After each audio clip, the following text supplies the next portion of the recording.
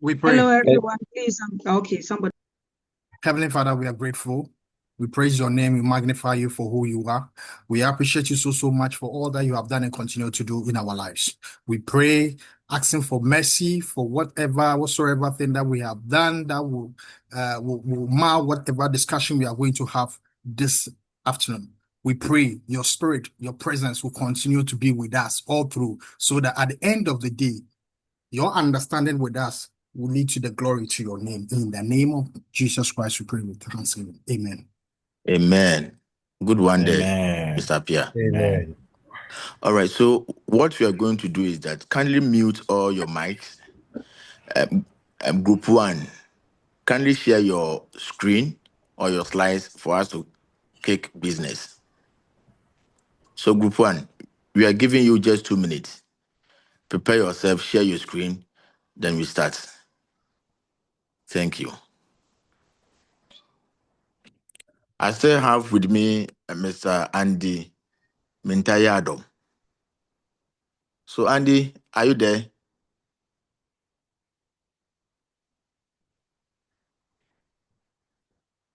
Mr. Mintayado.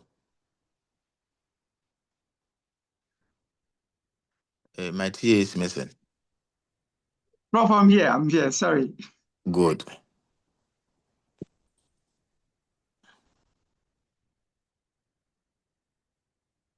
Okay.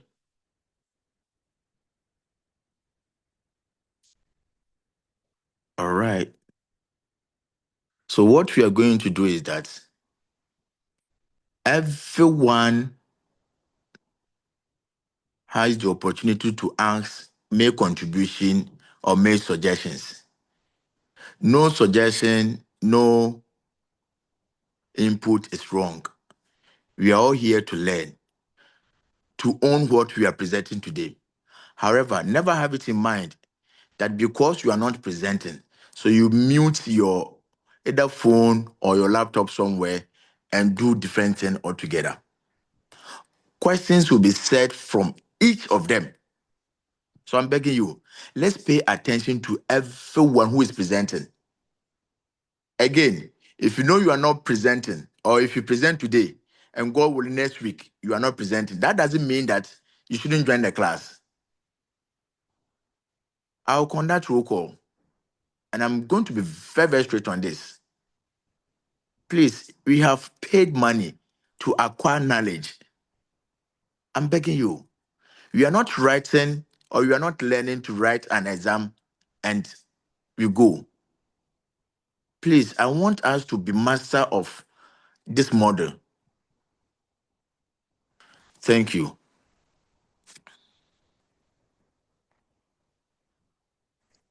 Thank you, Doc. Please, do we have the floor? Please go for it. Okay, thank you, Doc. My name is Fiona Lai, and I will be starting the presentation on behalf of Group 1. We'll be taking you through Unit 1 of the Advanced Public Procurement Management slides that was shared with us. But before we start, I would like us to take note of a few ground rules.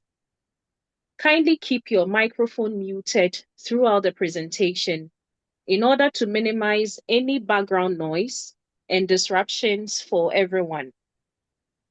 Hold all questions until after we have finished presenting. You can use the chat box to note them down as we go. Now, during the question and answer session, kindly make use of the raise hand function so we can be able to hear everyone's question in an orderly manner.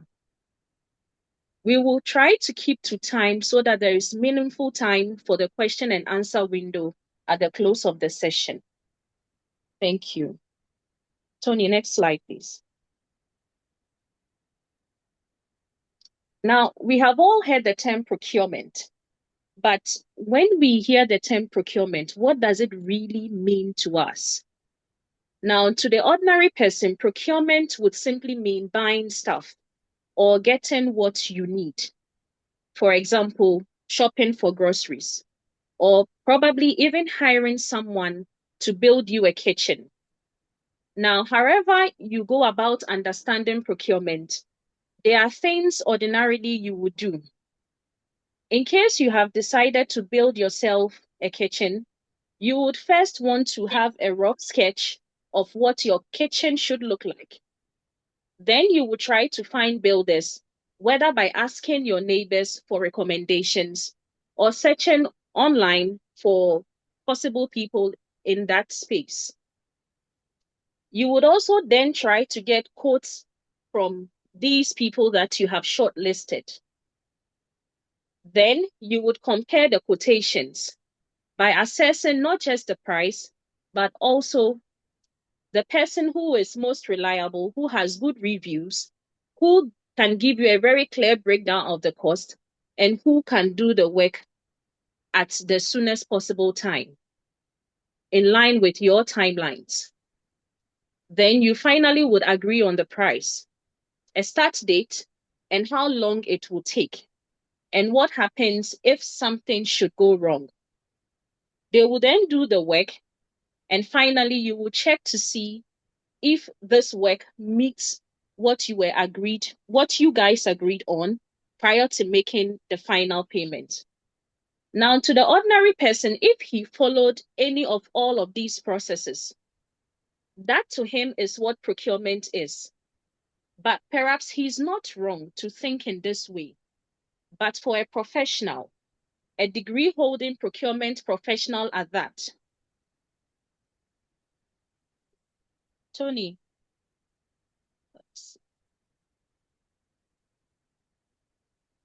yes, but for a professional, a degree holding professional, and even perhaps a SIPS certified one, at that, procurement cannot just mean a mere shopping or building a kitchen.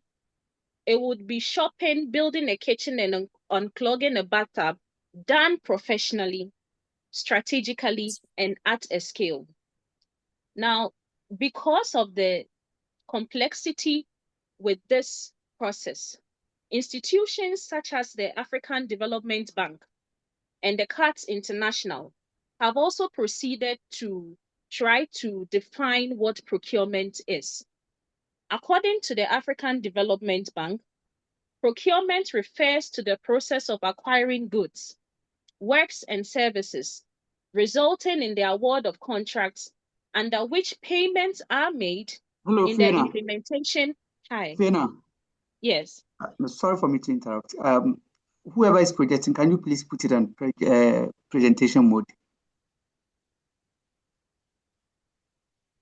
Can you put the slide in a presentation mode?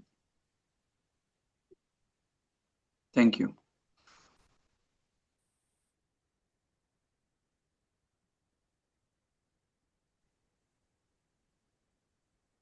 You sure about that?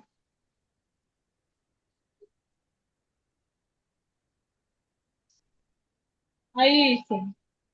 Look for the charger. Go under the desk. The one that Selena, I think Fiona made mention of this. Mrs. Please mute your mic. Lady. Not there, under the table.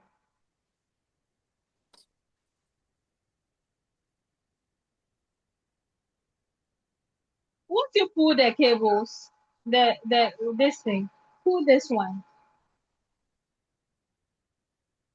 Please, can someone mute her? I think she's not aware. Yeah. Okay. So the African Development Bank defines procurement as the process of acquiring goods, works, and services, resulting in the award of contracts under which payments are made in the implementation of projects in accordance with the governing rules and procedures and guidelines of the financing agency or agencies. For CATS International, procurement is the acquisition of appropriate goods and or services at the best possible total cost to meet the needs of CATS in terms of quality, quantity, time, and location. It aims to promote fair and open competition while minimizing exposure to fraud and collusion in all transactions.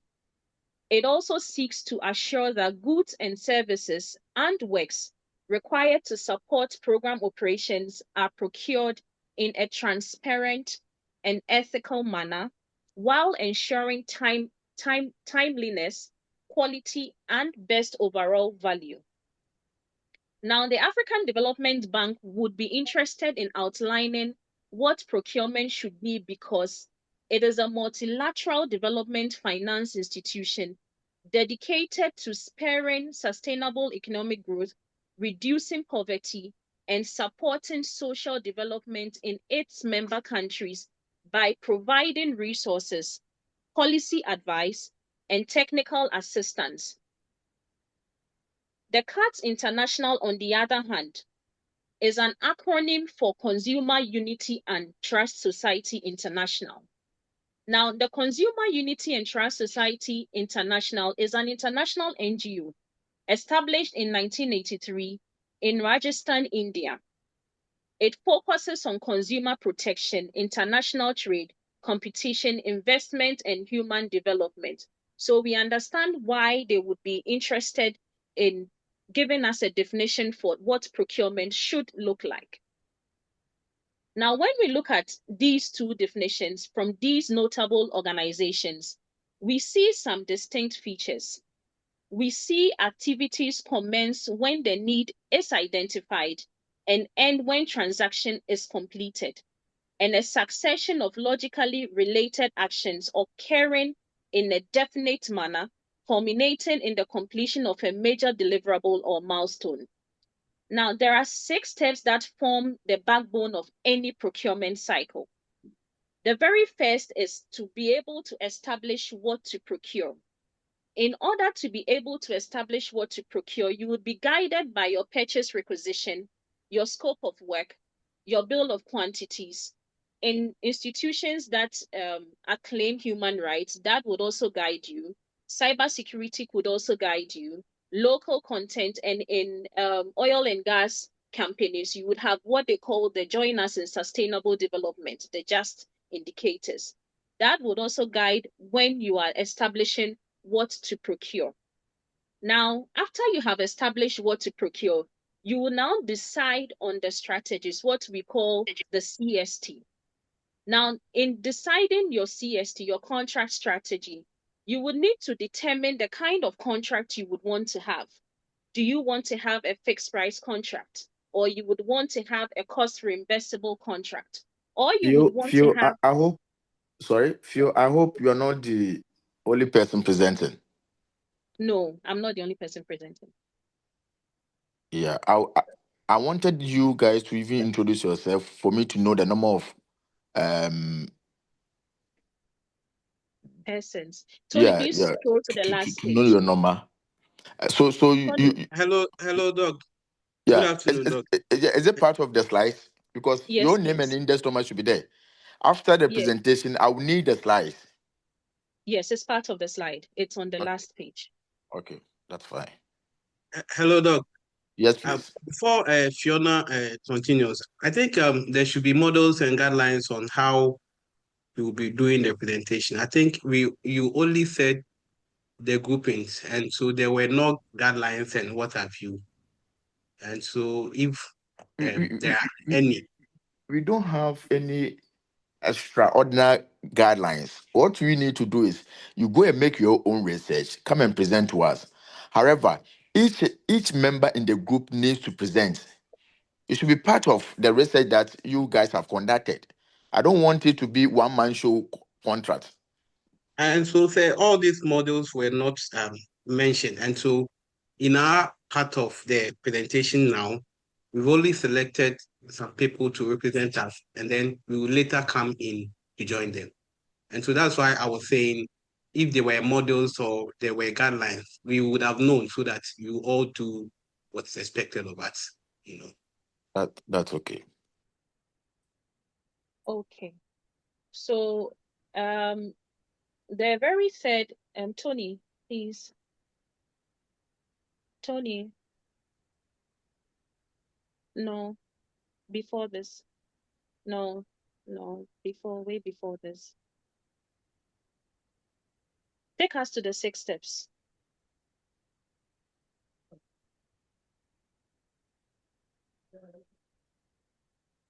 Yes, this is fine. Okay. So now the very third step is now after you have decided on the strategy, you've determined your pricing model, you now go ahead to solicit for tenders. Now, this is where it is important that you really communicate how the tender is going to be run. So it's either you might make use of the print media, the electronic media, or even your website.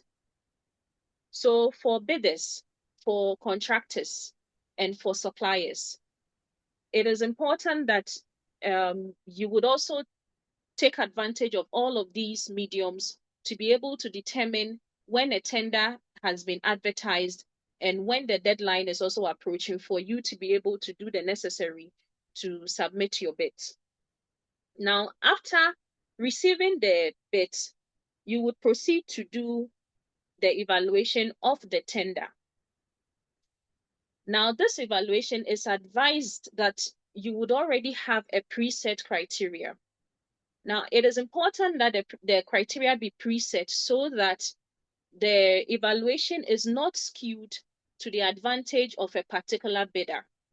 So for procurement persons, officials working in procurement or running tenders, what I would usually advise is that once the requesting unit comes to you with a need, as part of the purchase requisition, their scope of work, their bill of quantities that they are sharing with you, have them also share with you their evaluation. Yeah. Hi. Hello? Have them also, hello. Yeah, Phil. Yes. The way the presentation is going, I believe strongly that it was a team work that you guys did, right? Yes, please. So Yes, I sir. don't think no. What I'm trying to arrive at is that since it is a teamwork and all of you participated, at least I will need each and everyone to present Okay. what the input that you made. Please, how many are you? Sir, we are 22 in number. 22. Yes, sir. And the So issue here was the fact that, one, the tempo and the flow of what is being sent across, the information. Everybody and what they are good at. Some people are very articulate. And so when they share whatever they are sharing, people will grasp it better. And so we looked in the group because there was an evening we all presented. Truth be told, every week we finished around 11 p.m. that night. Everyone had a portion. I can send you a screenshot of the portions that we gave everybody. so my dear, how do I assess? How do I award marks? Okay, so you want everybody to speak. All right, sir. I understand where you're coming from. At least you say something. So the questioning time. Yes, sir. So the questioning time, what we said was the other persons that are left, they are going to take the question time and answer them. So these 3 people that are presenting, after they are done with, the 19 that are left, they will take the question time and then answer. So supposing we ask only 2 or 3 questions. What happened to the rest, the 16? As well. So Carol. Okay. Yes. Why don't we want to revert to what we revert to the sections that the subunit subgroups that we did, so that everybody comes in something like that. We want to give you guys either 10 or 15 minutes to organize yourself and come back again. Okay, sir. So class, please permit us to give them 10 or 15 minutes to organize themselves and come back again. I think that would be fine. Or okay. All right, yes, look, sir. I think that's fine so that we can organize ourselves and come. Sure. Like I earlier said, because I think I understand you perfectly. Sorry about that. We should have shared with you. So sorry about that. Thank you so much. All right, sir.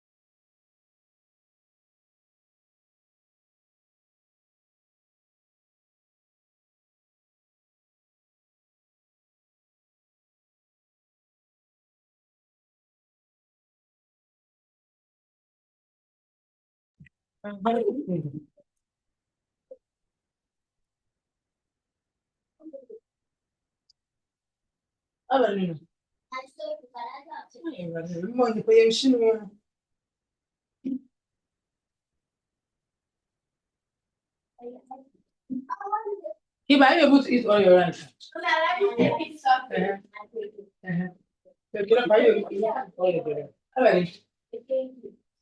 Cocoa kitchen.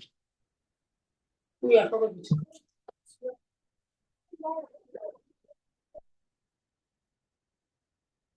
Five places. No. No. Mommy, yes. No. No.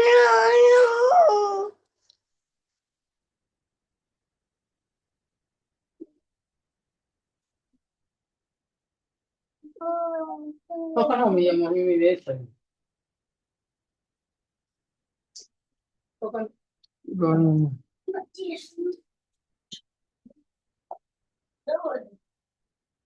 Greek sugar them be one. I don't touch it. Hello, please, if anyone knows Haruna Hamdiya, kindly call her to mute herself. Thank you.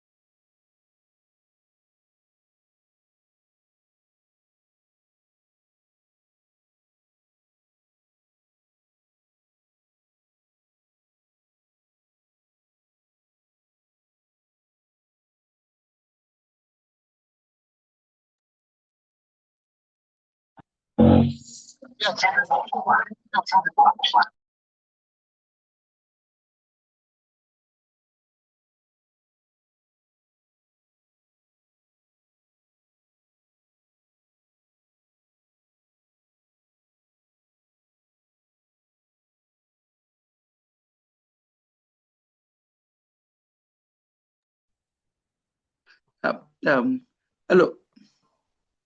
Hold on. Hello. Yes, sir.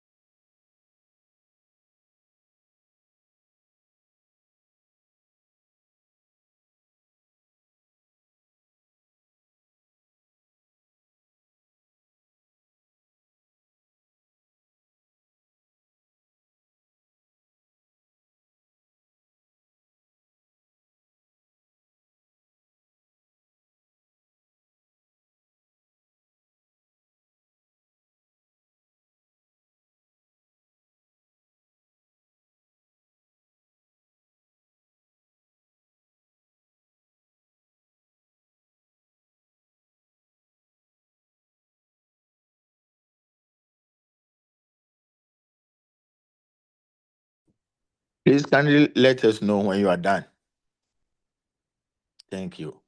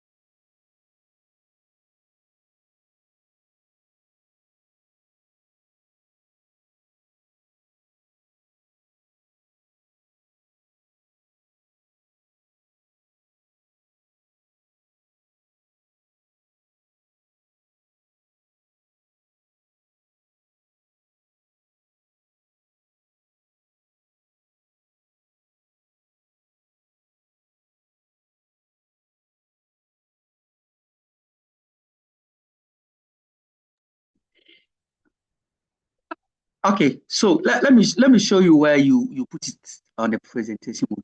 Come to the bottom part of the slides, right bottom part of the slide. You will see some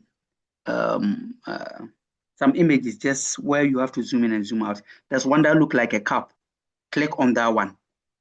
The right bottom down. No, down. Where you can zoom in and out. Have you seen it? Yeah, come down small. No, come down. Bring the cursor down. Hi, that's that line. You see that there's an icon that look like a cup. You click on that particular icon. I can't see your cursor.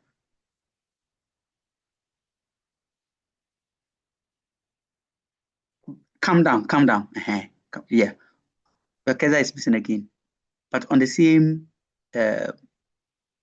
line, just the right bottom, you see an icon that look like a cup. You click on that particular icon. Then it will be in a presentation mode.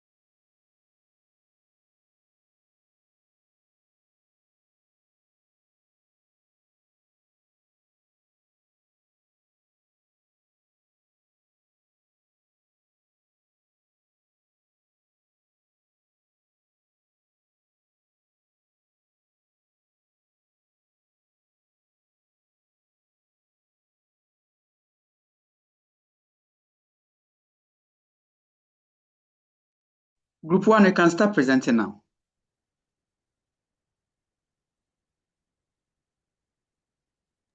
Okay, so do we carry on from where we left off or we start it all over?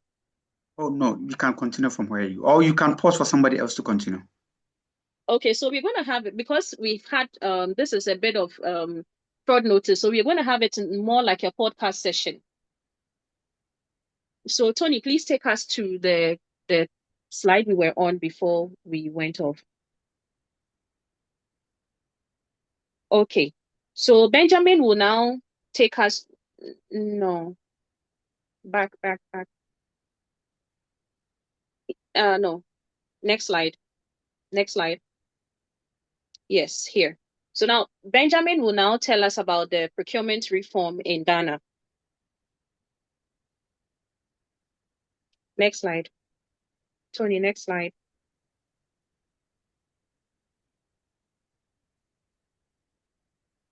Benjamin, if you can hear us, please tell us about the procurement reform in Ghana.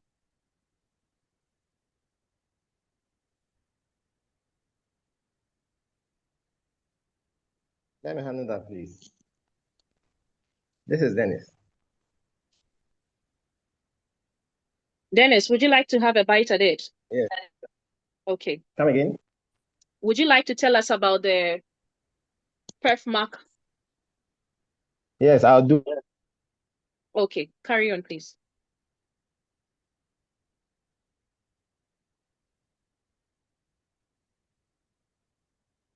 PERFMAC, the weaknesses.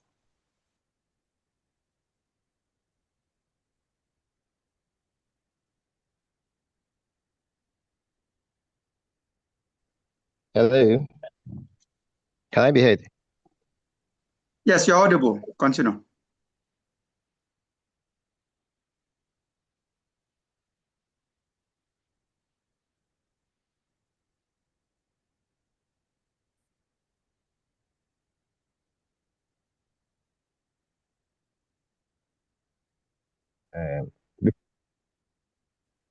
Let me just start with the reforms.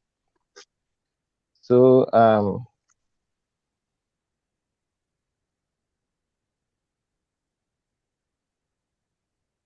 hold on a minute.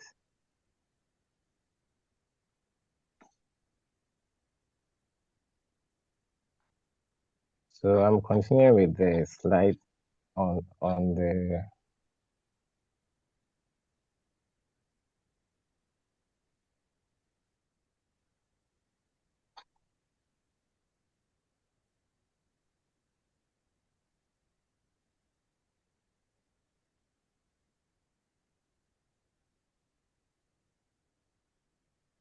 Okay. Okay, so Waiting for good afternoon, Dennis. class.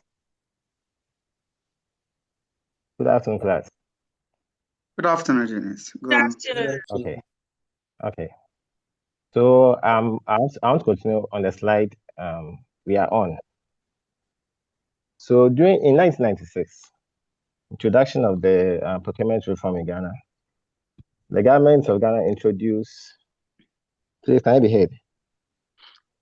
Yeah, you're audible. Go ahead. Okay. The government of Ghana introduced a major reform program called the Public Financial Management Reform Program. That's the PEFMAC. So one will ask, what was their mandate? What was the mandate of the PEFMAC? So the PEFMAC was just created to improve how public money is being managed and spent. Some of the main goals of the PEFMAC was to improve government financial management, promote accountability and transparency, ensure proper use of taxpayers' money, and also improve the public procurement systems. During the reform program, several weaknesses were discovered in the Ghana public procurement system. The following were some of the weaknesses they discovered whilst they were doing the reform. One, there was no single national procurement policy guiding how government institutions should buy goods, services, and also works. The procurement policy it's a set of principles and rules that is used to guide purchasing decisions. Hello? Go ahead, we can hear you. We are here. Okay. So, without this policy, ministries operated differently, institutions use inconsistent methods, and procurement decisions lack uniformity. If I want to give a critical example, let's use the Ministry of Health. Let's say the Ministry of Health wanted to purchase medications, and the Ministry of Education to want to purchase some textbooks. Because there's no proper policy, the Ministry of Health chose to use maybe a competitive bidding, whilst the Ministry of Education can just choose to use the direct purchasing. What this was creating was that the problems this inconsistencies were creating was that procurement prices differed across all the other institutions, and public money was being mismanaged because most of the people who did the direct purchasing were used to have a lot of fraudulent activities with it. Then also, procurement became difficult to control. The second problem they noticed, weakness they noticed, was that there was no strong government institution responsible for supervising and regulating procurement activities. A central regulatory body is important because normally when there's a central regulatory body, it provides an oversight of the whole procurement activity. It provides guidance, monitoring, and some technical expertise for them to do the right thing. So before procurement reforms, Ghana lacked an institution like that. Some of the problems they realized this particular thing created was that there was weak supervision. They realized there was poor coordination and different interpretation of the procurement procedures. So they decided to get a central body and technical expertise to regulate the procurement activities in Ghana. The third one was that the country also lacked a strong law to govern the public procurement. So there should be a legal framework to safeguard our procurement activities. When we say a legal framework provides official laws that regulate procurement activities or procurement activities. So an example is if a contract could be awarded unfairly to a preferred supplier because the legal system lacks sufficient controls. Because there are not sufficient controls, a contract can be awarded to an unfairly supplier because they can use to do direct purchase or anything. Nothing guides them. So it created corruption, favoritism, nepotism, fraud, and most of the times abuse of public funds. The fourth one was that absence of clearly defined roles, responsibilities, and authority. Okay, so people and institutions involved in procurement did not have clearly assigned duties. That was certainly about who approved procurement, who evaluate the bids, who supervise the procurement, and who is accountable when there are mistakes in the process. So, because there were not clear defined rules and responsibilities, Problems they encountered before the reforms were delays, weak accountability, confusion, and let's say there were some other inefficiencies. So the fifth one is there are no rules and regulations to guide, train, and monitor procurement. So this simply means that there were no adequate regulations and training systems for procurement officers. Good procurement systems require clear rules, training staff, and monitoring mechanisms.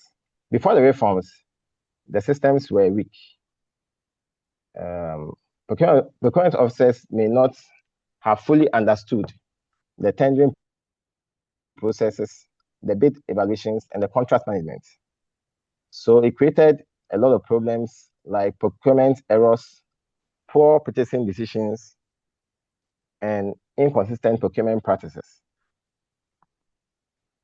The sixth one was that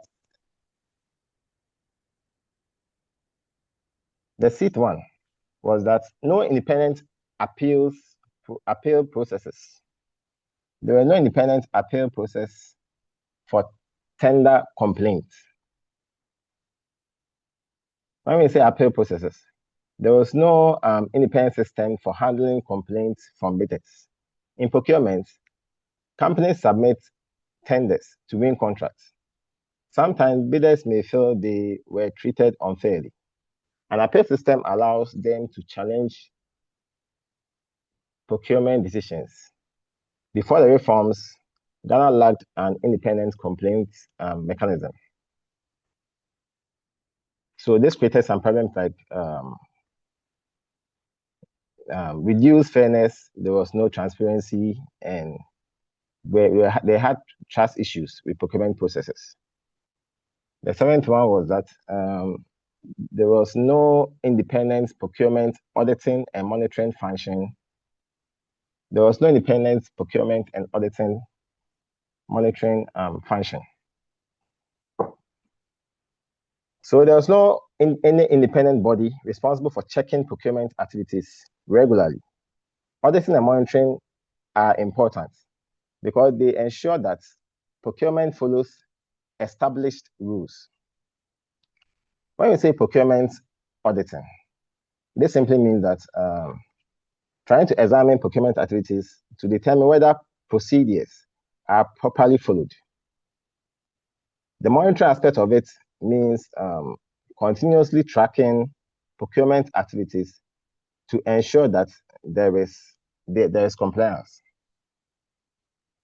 So because they lack this, created some problems like corruptions, as mentioned earlier, overpricing of products, and poor accountability. The next one was that establishment of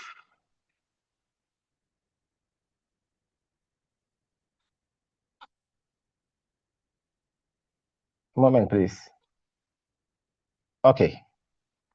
So in 1999, government created public procurement oversight.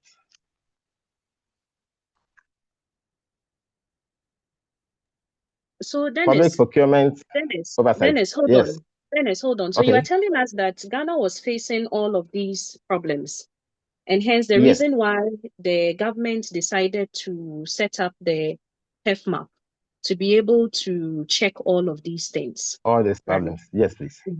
Yes, that's good. That's good. Then we've come a very long way in this. So right now, why don't we let Fatih also tell us the key milestones we have chalked in this reform process? Okay, thank you. Now let Fatih take over.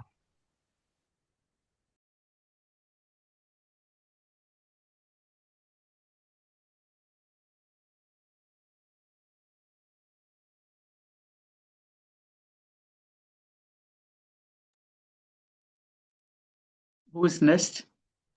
we intentionally gave you guys time for you to. And so, whilst you are waiting for Fatih, I would like to take over from Fatih. And so, we All look right. at some key Please, your milestones. name. Mention your name. I'm taking note of those that are talking. So, Okay. your name. Benjamin Asari. Benjamin Asari. Okay. Yes. And Go so, on. having identified some of the weaknesses in the earlier procurement reforms, there were key milestones in the reform. And then in 1999, the government established the Public Procurement Oversight Group.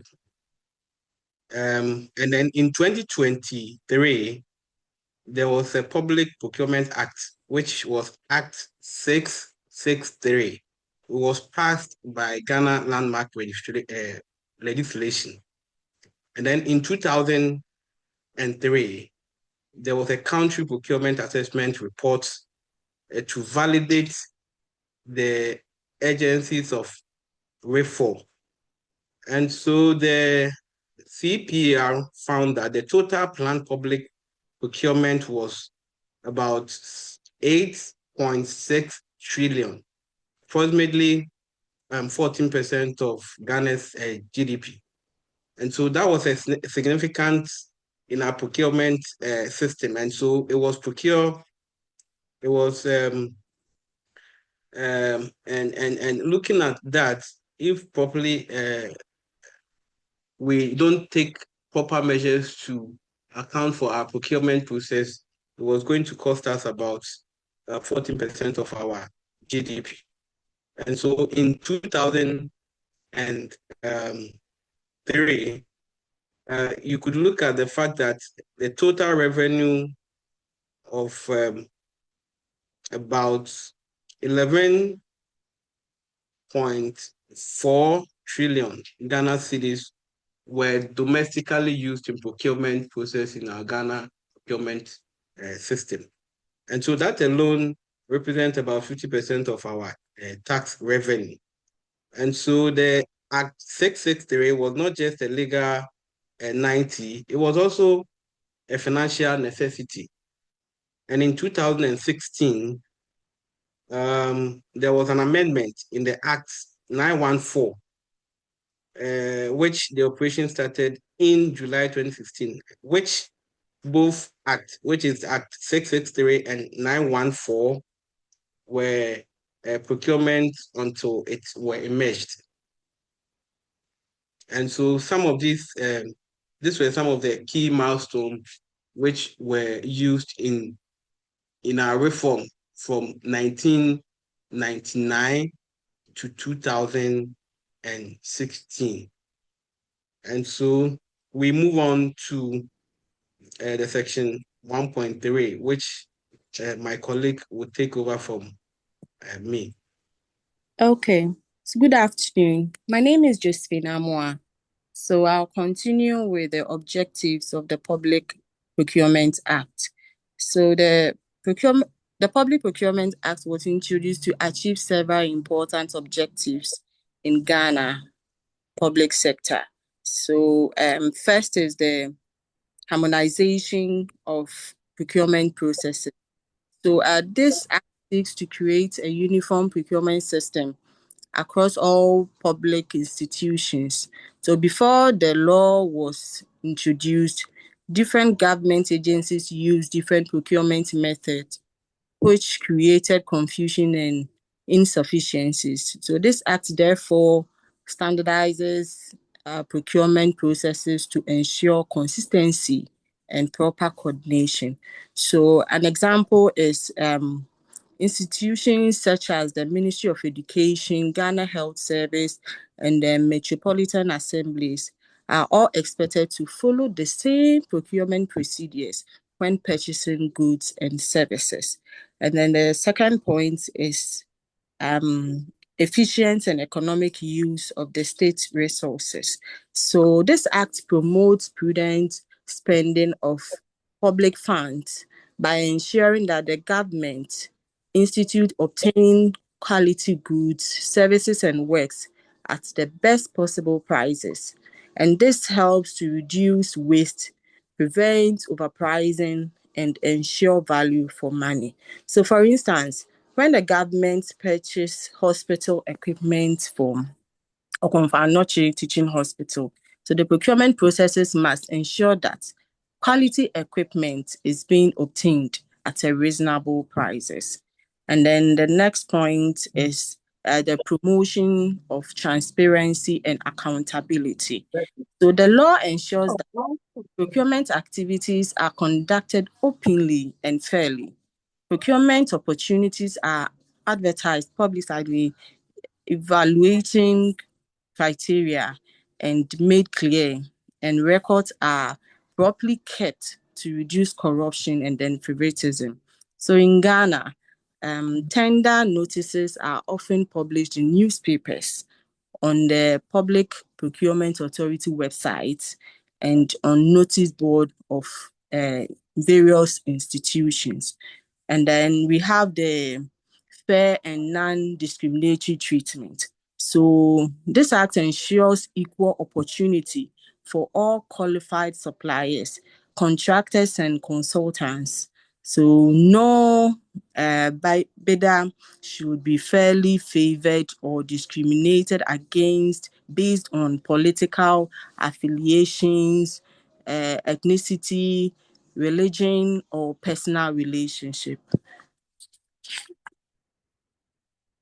And then the scope of the Public Procurement Act. So the Public Procurement Act applies to the procurement activities that is financed wholly or partly with the public funds. So the act covers the following areas. So one is the procurement of goods, and this includes the purchase of items such as the office equipment like computers, furnitures, medicines for hospital, food supplies, and then vehicles as well. So example in Ghana is procurement of school uniforms for public school, basic schools, and then purchase of ballot materials for the electoral commission, and then supply of laptops to teachers under government programs. And then we have the procurement works, and the works refers to the construction and engineering activities such as the building of schools, hospitals, construction of roads and bridges, renovation projects, water and then sanitation project. So example in Ghana is the construction of the Agenda 111 hospital, the expansion of the Cape Coast Stadium, and then the construction of the drainage system in Accra to control flooding. And then we have the procurement of services. So these services include the cleaning services, security services, consultancy services, transport services, maintenance services. So example is hiring private security company for government offices, and then IT support services for public university, and then consultancy services for road and feasibility studies. And then we have the contract administration. So the Act also governs how contracts are supervised, monitored, and then completed to ensure contractors meet agreed standards and deadlines. So, for example, engineers from the Ministry of Roads may supervise contractors constructing the highway to ensure quality work is done. And then we have the disposal of public stores and then the equipment. So government institutions are required to follow approved procedures when disposing of old vehicles and then damaged furnitures and then scrap materials. So example is, so they can auction the old government vehicles and then disposal of the broken hospital beds and then in public hospitals. So this ensures transparency and prevents misuse of government property. And then the next one is the procurement financed by loans and foreign aid. So this act also applies to procurement finance through the government loans, the grants, the donor support, and then the foreign aid funds. So example include projects funded by the World Bank, the African Development Bank, the European Union, and then the UNICEF. So example again is donor-funded school feeding projects, the World Bank funded road projects, constructions, and then the European Union also did a sanitation program. Then we go to the exceptions. So with the exceptions in the Public Procurement Act, all through the Act covers most public procurement activities. There are some exceptions. So one is the national interest. So the minister responsible for finance may approve alternative procurement procedures when it is in the national interest, especially during the emergencies such as natural disasters, health emergencies, and then national security situations. And also prevention of corruption and then procurement malpractices. So the Act establishes clear procedures and approval mechanisms that helps minimize bribery, fraud, conflict of interest, and misuse of public funds. So, for example, procurement officers are required to follow approval procedures before awarding contract for district assembly project. And then the next is the scope of the Public Procurement Act. So the Public Procurement Act applies to the procurement activities that is funded or partly with public funds. Yes. All right. So Logan, please continue. Thank you.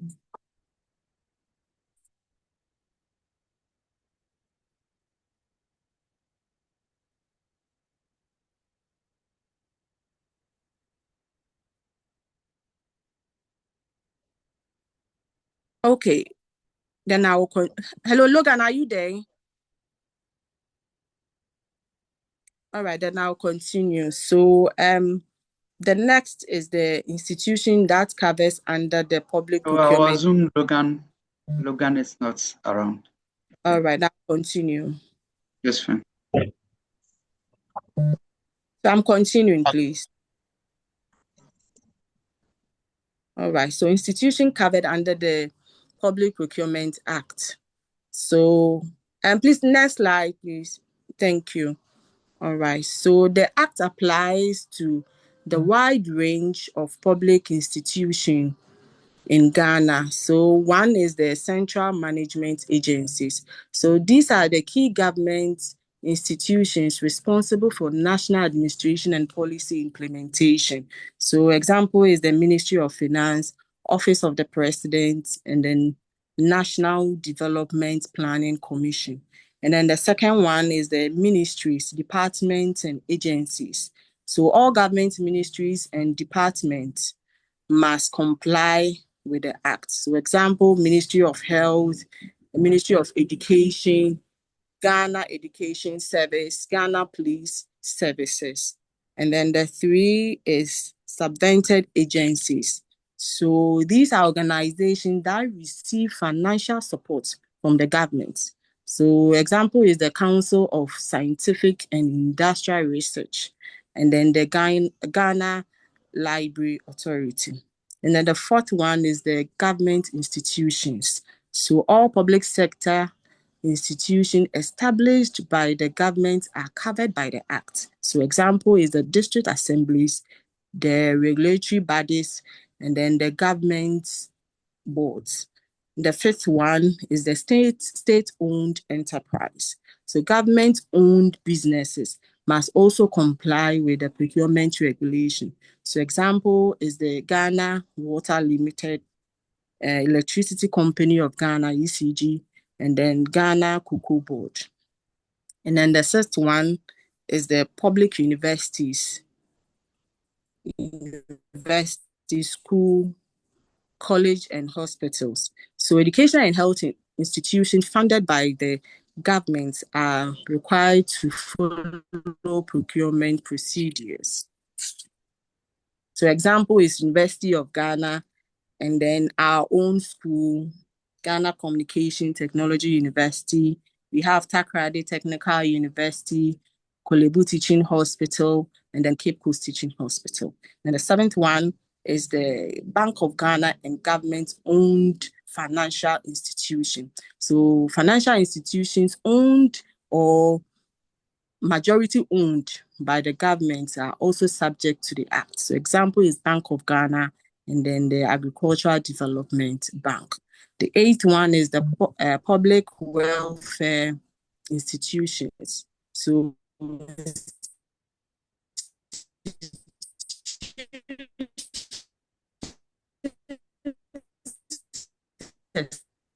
Please check your network. Established for public welfare and National Youth Authority and National.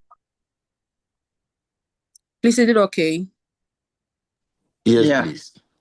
All right, thank you. So I'll repeat the 8 points. The public welfare institutions. So institutions established for public welfare are the developments are included under the law. So example is the National Youth Authority and the National Commission for the Civic Education. Please, next.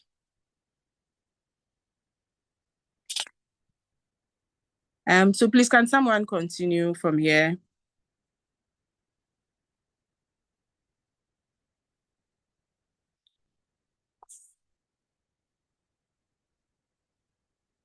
Yes. Yes, I'll do that. So the Public Procurement Act, what was the act set up to do? It was set up to establish the Public Procurement Fiona, you Board. again? What happened to the rest of your team members? Fiona, it's Selena that is taking it. Selena, if you are there, please speak, okay? So there we go. You guys are all there. So pick it up and then let's continue. Selena, are you there? Selena and Abdul. Selena, Abdul, our Zoom, they are absent. Okay. No, please, sir. Please, I'm here. Selena. You have been called several Sorry. times. Yeah, please, I was stuck somewhere. Sorry, please. Okay, go on. Continue. So please, I'm talking about the functions of the public procurement. So with the procurement, it was established, and they looked at the Public Procurement Board. That's the main reason why it was being established. So the Public Procurement Board, as I read, has a 9-member board set to serve to exhibit professionalism in the discharge of their duties, and for procurement procedures to be made transparent and less prone to corruption to improve the image of the PPA. And some of its functions are planning and drawing up strategies for capacity building to support and strengthen the public procurement system. Another was to assess training needs required for the public procurement system and delivering programs to deal with shortcomings. And other functions was also to identify institutions that will provide formal programs for academic qualifications to meet professional standards required at all levels of operations. It has so many functions, and the other one that I can add was to establish standards and performance criteria required at each level of operations. So with a board that has to do with the 9 members, it comprises of the CEO, the deputy CEO, the principal executive, assistant senior admin officer, and what have you.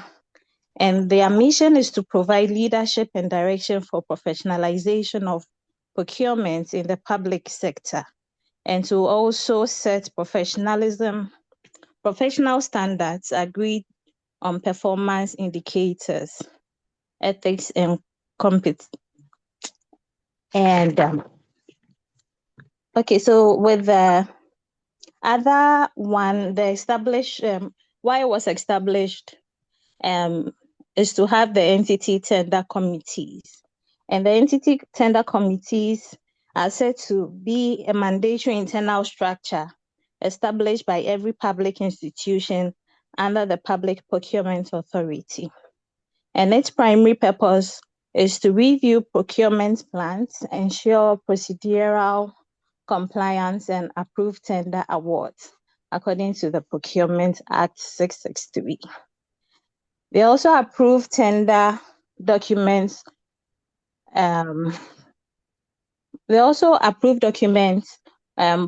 Procurement methods, and contract awards before they are finalized.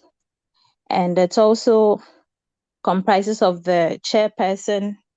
It has members 7 to 9 representatives, including experts from relevant departments and occasionally external professional bodies too.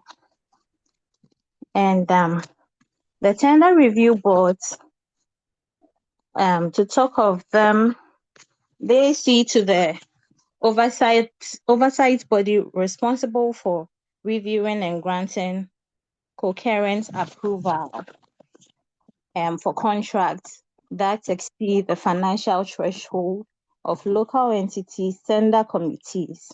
They also are there to ensure fairness, value for money, and strict compliance. So that's a bit I have to say about the functions of the procurement authority. Thank you.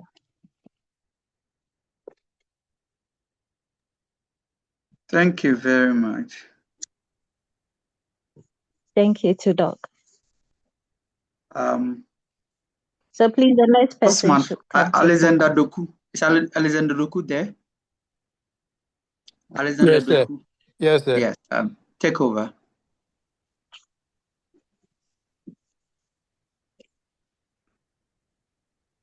The guiding principles of the Procurement Act. Take us through that one. Okay.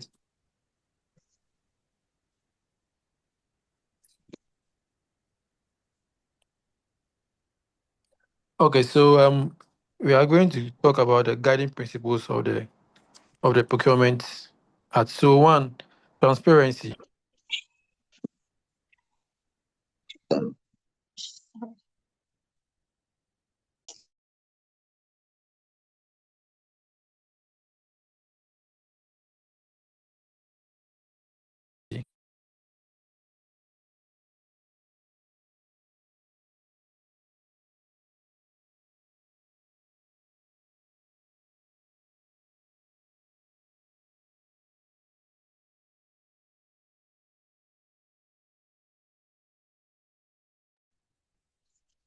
I think we are missing Hello. Alex. Hello. Oh.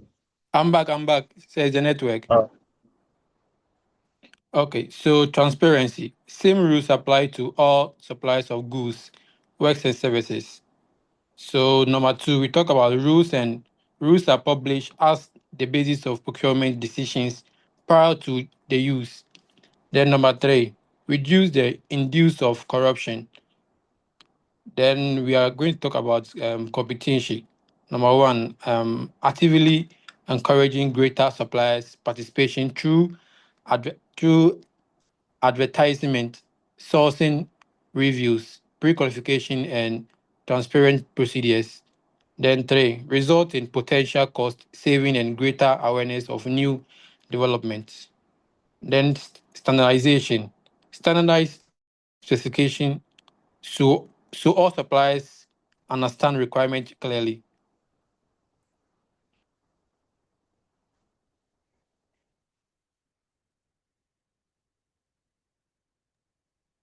Yeah, continue. Please, next slide. Okay, so I would like to take over from Alex at this point, talking about the passage of the Public Procurement Act, the Act 914. That is an amended act. So initially there was an existing act, which is Act 663. Please, can I be heard? Loud and clear. Yes, Thank you very much. So the initial existing act was at 663 in the year 2003. That's the Act 2003. And the Act 914 is the amended Act 2, the Procurement Act. And basically, it was introduced to improve in the Ghana's act practices and our Ghana procurement practices. And then it became operational on the year 1st July 2016. In simple terms, it's a law made to improve the old procurement law. Now, someone will ask why the act was introduced. One of the reasons why that Act 914 was introduced was to reduce corruption, to improve transparency, to improve efficiency in procurement, to clarify procurement rules, and also to ensure value for money, and also to strengthen procurement, supervision. So government wanted public money to be used, properly in short terms. So there were areas that were amended in the Act 663, and some of the areas are the areas we can see on the screen: the establishment of the authority, procurement structure, the procurement rules, methods of procurement, tendering procedure, the methods and procedure to engage consultant services, disposal of stores, plants, and equipment. We also talk about the governing bodies, which are also in a different sector we will talk about. But talking about these areas, the establishment of the authorities, that's the procurement authorities.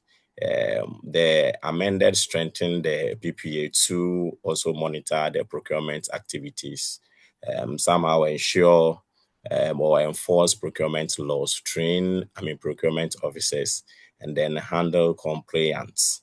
Then also talking about the procurement structure, that one, the changes were made so that tender review body will be renamed as tender review committee.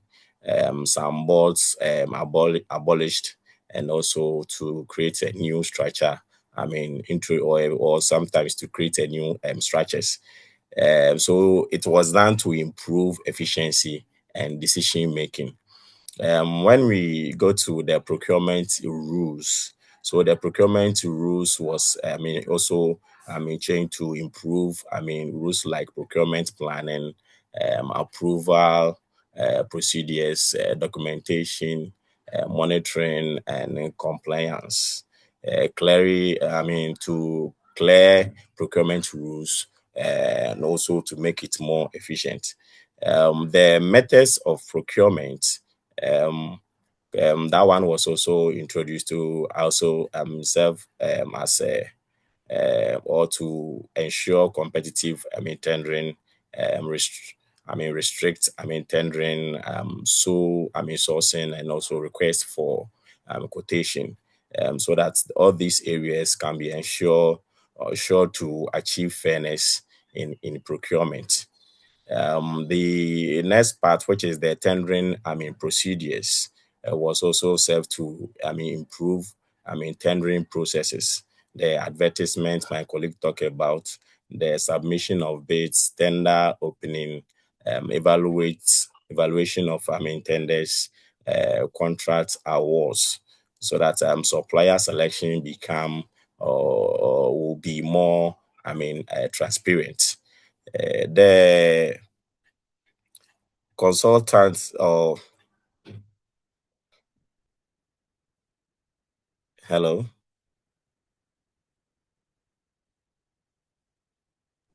Please go We ahead. can hear you. Yes, Daniel, we Yeah. can hear you. You're Go audible. ahead, okay. Thank you. So the consultant service, that's the methods and the procedure to engage consultant services. So this one, governments hire consultants such as engineers, lawyers, auditors, and also experts were also considered.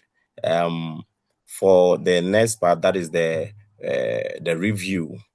The review part, that is the review, was also served to address compliance and appeals, handle procurement, compliance, resolve the disputes, and allow suppliers to also appeal.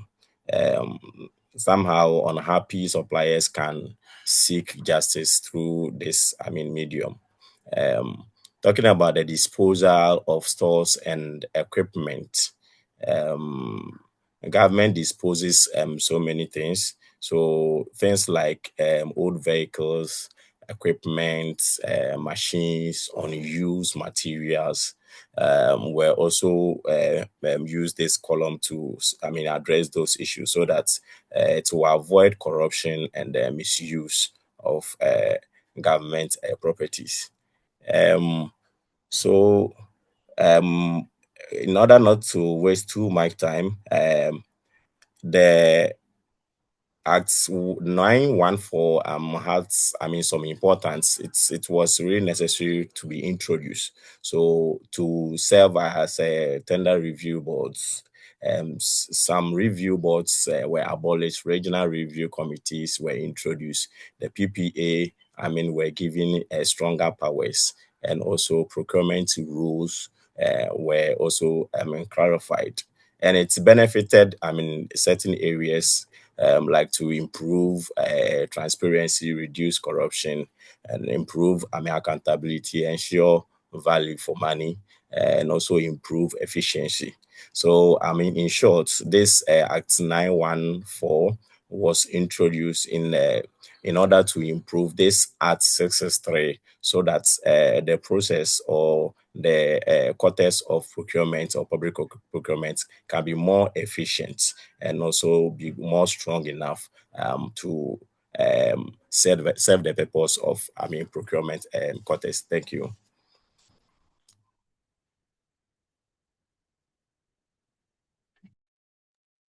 Thank you Okay. very much, Daniel. Okay, so this is James up here, and I'll be following up with myself, and Lawrence will be following up with the role of procurement, and other mates will continue with the legal framework. So, as I said, we will be handling this, and to begin with, procurement must not be seen as a back office administrative function. It's a public. The public procurement is a strategic instrument of national development, and by its acts, that's 663 and 914, together define the institutional framework for public procurement in Ghana. And this means that this applies to public institutions or public sector bodies only, and that the act also govern the award of high value contracts with specified thresholds. That's about 65 thresholds. Now, I will quickly zoom into the role of public procurement in Ghana.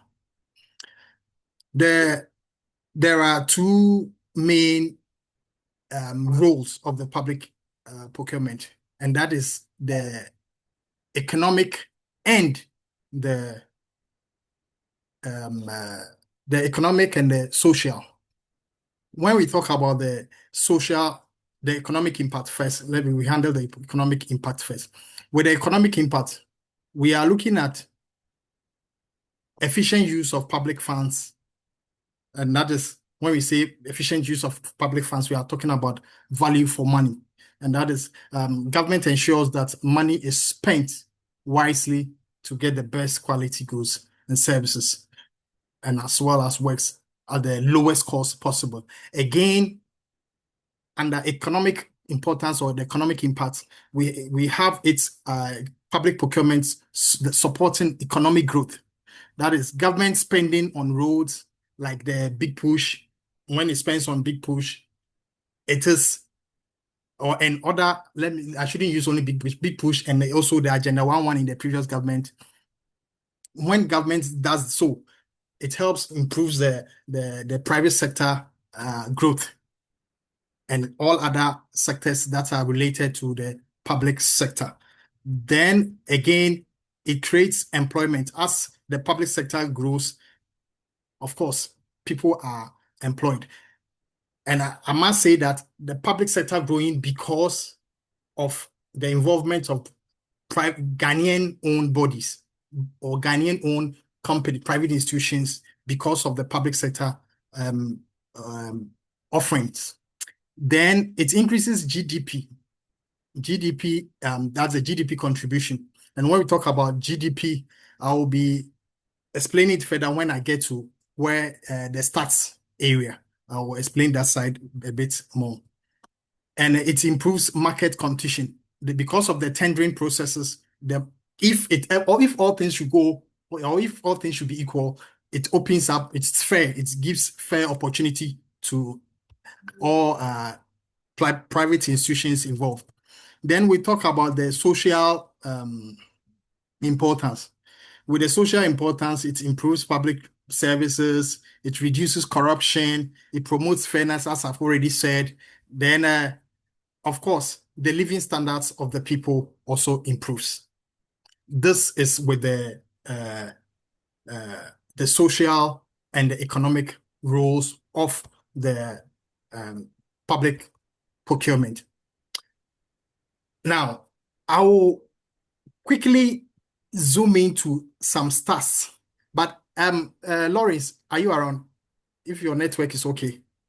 If you are not, if your network is okay, then let me continue. Okay, so we have some few or brief stats of procurement to show how important it is. Well, that's with the next slide here. Thank you. When we talk about these stats, we are looking at 50% to 70% of our national expenditure. That's all that the governments, or all that the Ghana we spend on. When we talk about Ghana, all that we spend on, that's 50 to 70%. After we have taken all the salaries and wages and all those things from it, 50% goes into procurement. So at least 50% is spent on public procurement. And this is huge. And this is really huge. This shows how important this public procurement is. Then we talk about the GDP. I said we'll talk about it. We said 14% of it, 14% of our GDP. And when we say GDP, we are simply talking about the gross domestic product. And when the gross domestic product is the monetary value of all final goods and services produced within a country's borders over a specific period. So it can be a yearly thing or quarterly thing, but it's one of the most widely used indicators to measure the size and health of an economy. So 14% of it is for public procurement, and it is not a small thing. Then 24% of the total imports flow through procurement channels. So all the imports that we have, about 24% of it is attributed to public procurement. And this is not a joke. This is not a joke at all. Now, these stats are not just statistics. They are, as I said, they are not just statistics. They mean that it's if Ghana's procurement system is inefficient corrupt or poorly managed, it will directly undermine our national development. These statistics, if we don't manage them well and they go down, or we don't improve on them because of corruption, inefficiencies, and all those things, then the Ghana, we are going to suffer a lot. And by this, I will ask my next colleague to continue from here. Thank you. This is Logan. I'll take it from here. So, what's your name? Good. I'm Judy. Logan. No, So who is doing Logan. it, Judy or Logan? It's Judy, Judy. take over. Then Logan, prepare when Judy ends, then you continue from where she ends. I'm taking the legal framework with my colleague Tony Ajay Mensah. So, please, a slide. No, please. 1.10.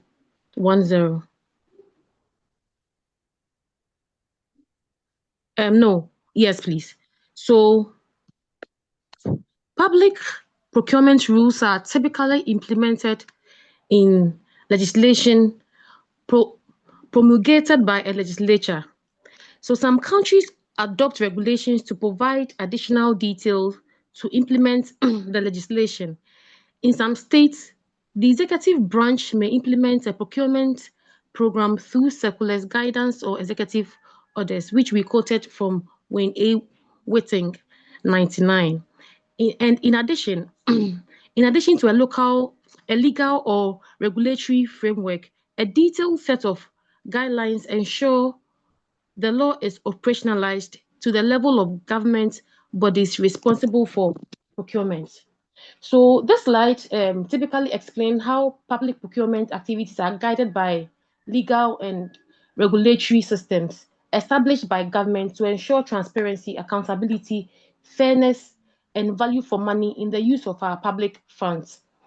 As we all know, public procurement refers to the process through which government institutions purchase goods, works, and services.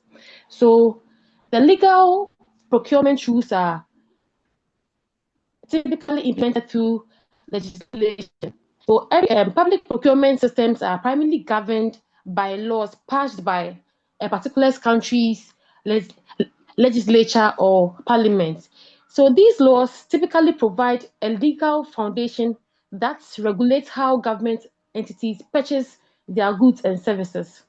So the legislation mostly defines the procurement procedures, the tendering methods, the contract award criteria, the ethical standards, supplier qualification, compliance, and disputes mechanism, etc. These laws are there to help prevent corruption, favoritism, and misuse of public resources. So a typical example is that the law requires public institutions to follow competitive bidding processes before awarding contracts. So if we have the Ministry of Roads wanting to construct a highway, a major highway, even if it's not a major highway, the ministry must publicly advertise the tender and evaluate contractors fairly according to the procurement law. So this is not where the ministry will have to do scratch my back, I scratch your back, or they will have to put people that they know are incompetent to do the work just because they know them. No, they have to follow the rules set by legislature. So the regulations provide additional details for implementing the law. After procurement laws are passed, government creates detailed regulations and guidelines to explain how the laws should be practiced. So the law gives the general principles while the regulations explain the step-by-step procurement procedures, the documentation requirements, the approval threshold, evaluation methods, and the contract management processes. So the regulations ensure consistency and clarity in procurement processes. So a typical example is how a competitive bidding should be used, how long the tenders should be advertised how evaluation committees should score bids and the exact form suppliers must complete. So in Ghana, the PPA provides standard tender documents and procurement manuals to support implementation. So in conclusion, I'll say the legal framework in public procurement consists of procurement laws, regulations, executive directives, and operational guidelines that collectively govern how public institutions acquire goods, services, and works. So these frameworks ensure procurement activities are conducted fairly, transparently, and efficiently. Effective implementation of procurement laws strengthen government, improves accountability, and supports national development objectives. Thank you very much.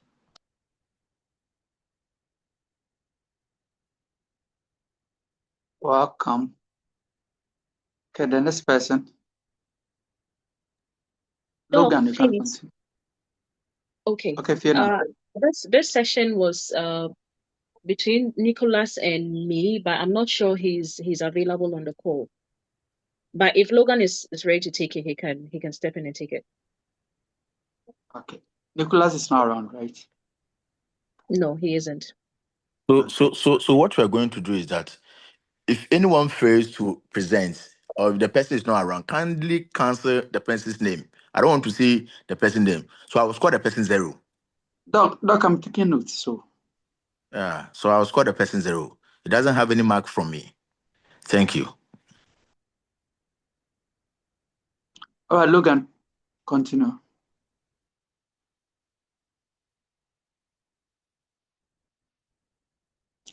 Logan, are you there? Hello. Okay. Take over now.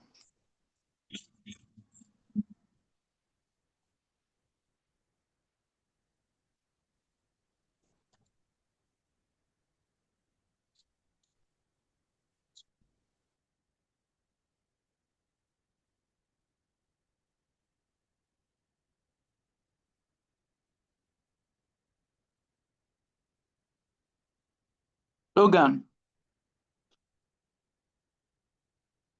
Andy, you can call another person. So Logan, we assume that he's not online. So his name should be cancelled. Anthony, you have not presented. Hello. Tony. Yeah, Logan, we can hear you. So I'll take from here. So in Ghana, the foundation of public procurement rests firmly. Please move to the next slide for me.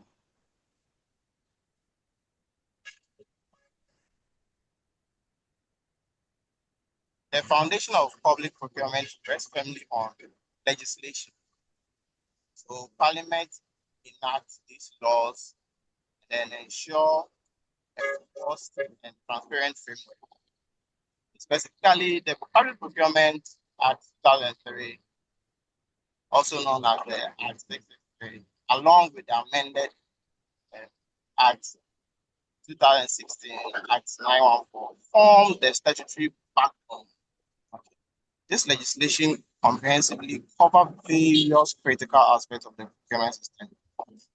One, it indicates the creation of procurement plans, set criteria for qualifying tenders, and also mandates records for all procurement proceedings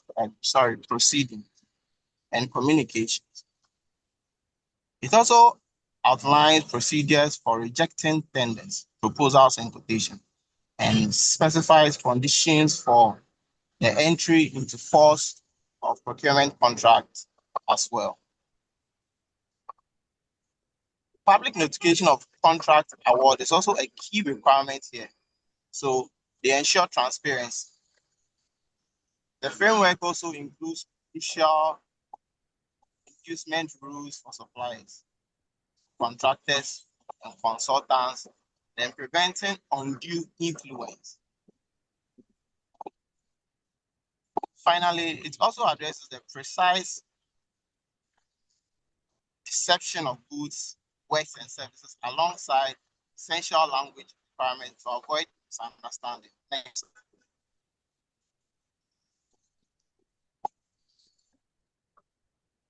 Next slide.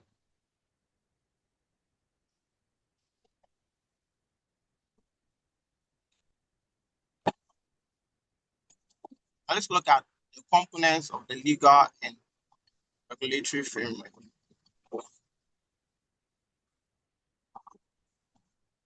The Public Procurement Act 69, which was amended, serves as the primary legislation. This act is pivotal as it establishes the Public Procurement Authority. So before the amendment in 20, before the amendment, it was Public Procurement Board, and then later transferred, changed Public Procurement Authority or PPA.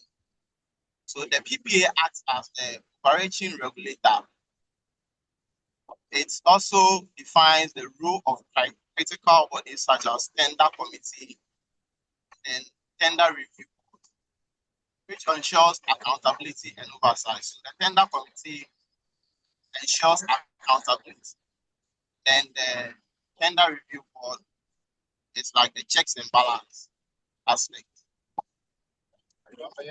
Furthermore, the Act specifies the various procurement methods and the processes for tender's appeal, outline the offenses and corresponding penalties with the system. So basically, they set the rules and the punishment for people who go against some.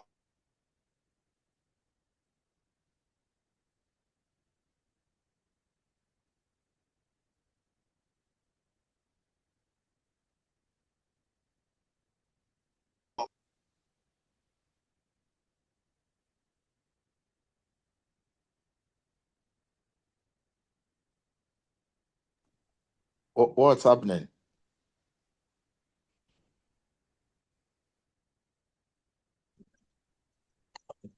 I think he's having issue with his network. So someone should take over. Hello.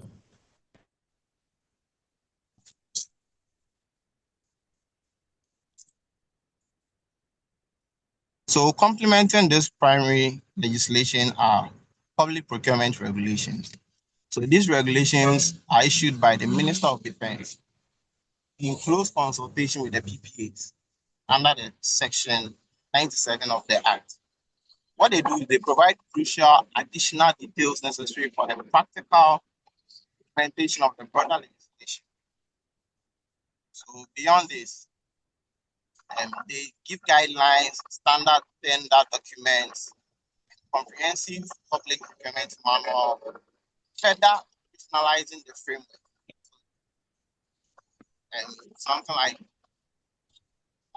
documents to support what the legislation already provides. The guideline covers specific areas like disposal, procedure, single source procurement, and margins of reference, offering tailored instructions. The standard tender document provides standardized formats for various categories such as goods, works, and services, ensuring consistency. The public procurement manual also acts as a practical guide, offering a step-by-step instructions, standardized record keeping form, crucial for ensuring compliance and transparency across all the procurement activities.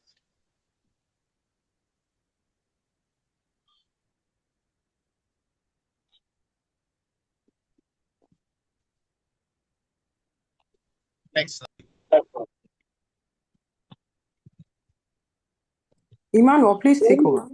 Okay, Emmanuel, and I'll be taking this aspect with my colleague Caroline and then Frank. Okay, before Emmanuel continues, so it's 4 o'clock. We're supposed to go on a break, then we resume 5:30.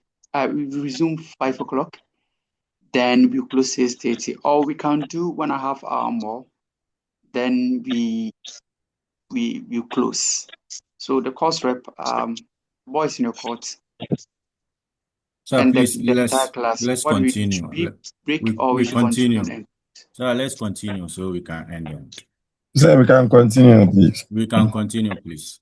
All right. If you agree to that, then let's proceed. All I'm right. sure the Thank slides will be done soon. Then we proceed to our question and answers and contributions. Thank you, sir. Yeah. So we'll be doing opening of tenders. So before or after tenders have been published, suppliers do get their tender forms, fill it, and then submit it under a sealed. They submit the form sealed in a locked box. So before this thing or the opening of tenders, everyone must be present. And this opening of tender is one of the procedures of procurement that follows strict proceedings. And it makes use of the earlier documents my colleague mentioned. That's the Public Procurement Act, Section 56, the Public Procurement Regulation, and then the Procurement Manual or Guidelines. So tenders shall be open at time and place specified in the tender documents as the deadline for submission. This means that before a supplier gets a tender, he or she is supposed to know the time and venue where the tender would be opened. So if a supplier fails to be present at a particular time or venue for the opening of tender, no company or the entity company will be held responsible, because before they bought the forms, they know in the forms that the documents shall be open at a specific time and at a specific place. So it is their responsibility to make sure that they meet the deadline for the submission and make sure that they are present at the place and at the right time for the opening of tender. The time for opening shall be the same as the deadline for receipt or promptly after the deadline, which means that if the tender submission is supposed to end on, let's say today, 2 p.m., the opening of the tenders are going to be that same day after 2 p.m. And mostly it is 2 hours after the close of the submission of tender. And it is the responsibility of a supplier to make sure that they have a representative to take part in the opening of the tender. If this is not done, they can't come back and blame anybody for fairness or transparency. During the opening, the name, address, tender, price of each opening tender shall be announced to those present. And like I mentioned earlier on, this is done for transparency's sake, so that there will be no biases, so that there will not be any conspiracies and corruption anywhere, so that every supplier present will know that whatever they submitted is what has been opened. Tender prices shall be recorded immediately in the record of tendering proceedings. So tender prices are basically the total sum a supplier is bidding for.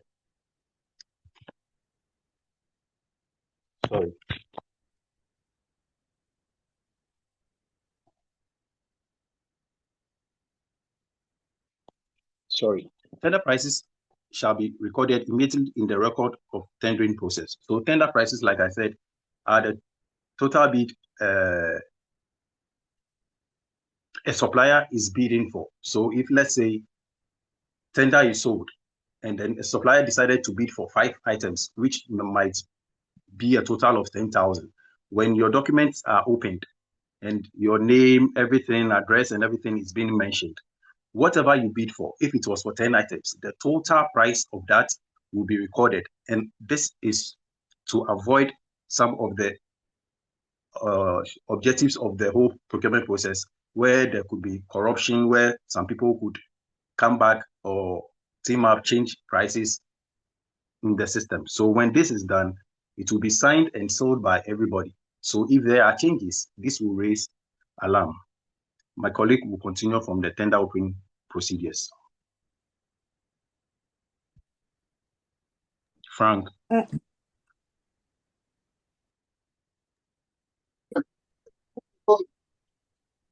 Okay, then I'll continue from there. Okay. I'm here. Can you hear me? Yeah, Oh, okay. Frank. Frank, take it up. Yes, can you hear me? Yes, Auntie we Caroline, can hear please. you. Frank is not feeling well at the moment. He's not feeling well, so when he talks, no one will hear his voice. That So I don't know somebody, if someone that somebody should proceed. Okay, then I'll continue from there. he's admitted at the moment. So please. Okay. So we are proceeding, looking at the tender opening procedures. And with regards to the tender opening procedures, we're saying that there are specific procedures requirements for open tenders, and as mandated by the Act 663, Section 56. It says that this is to establish critical principles and also ensure transparency and fairness in the procurement process, as mentioned earlier by my colleague. Tenders shall be opened at the time specified, and then in the tender document for submission of tenders. First, tender opening is the formal process where procurement officials publicly open the submitted, read out important details, and report them officially. So the bids must be opened exactly at the official closing time stated in the tender document. If the deadline is Friday at 10 a.m., the opening shall be done at 10 a.m. or immediately afterwards to prevent a secret addition, favoritism, and then submission being accepted unfairly. The suppliers who submitted a tender and their reps shall be present. I think we've earlier said all this. And then the tendering price shall be recorded. And critically, the process must commence within 2 hours. And then submission deadline, and then proceeded uninterrupted. If anybody has any concerns, it needs to be held until it's all done with. And then the record must be documented, the specific time and then location of the opening, alongside a completed list of attendees representing both the procurement entity and the tenderers themselves, as well as suppliers who withdrew. Sometimes people would put in a tender, but along the way, they would withdraw their tenders. So all of those people's names need to be noted.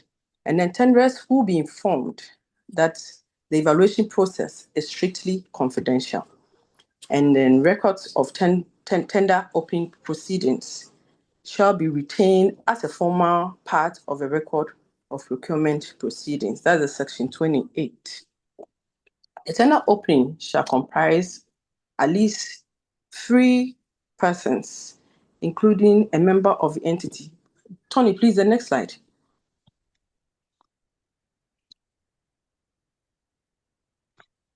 A tender opening shall comprise at least 3 persons, including a member of the tender committee, security of all documents maintained at all times, unauthorized interferences prohibited. And then any tenders received after the deadline, as said earlier, must be rejected and then remain unopened. And then tenders are stamped, numbered sequentially, and all originals and then copies identified. Details are read aloud for each tender. Some of these details include the tender's name, their country of origin, the tender price, discounts if any given, tender security, among others. Any corrections to price are usually circled in red and initialed by the person. And then minutes prepared by the procurement unit are signed by the chairperson and made available to tenderers on written request. So please, I'll let my other colleagues take over 1.14. Thank you. All right. Thank you, Madam Caroline. This is Kelvin, and I'll be taking the roles and responsibilities under the public Can you procurement. please speak louder? Can you please? Okay. So please, is it okay now? Can you hear me? Hello? Yes, we Hello? Yes, Kevin, we boss. can hear I can you. hear you. Okay, We okay. can hear So you. I'm taking the roles and responsibilities under public procurement. I think our first speaker did a very good job by explaining the term procurement. She used examples such as how a layman would understand procurement and also how a professional should also understand procurement. But in order to achieve these procurement processes, there are key actors who play specific roles. Their main objectives of their roles and responsibility. The key objective is to ensure value for money. And also, they are there to promote transparency and accountability. They also encourage competition and also support, I think, economic development. And clearly defined roles also help to prevent corruption and fraud. It also ensures that checks and balances are undertaken and it improves efficiency and decision making. The key actor of this in the public procurement is the Minister of Finance.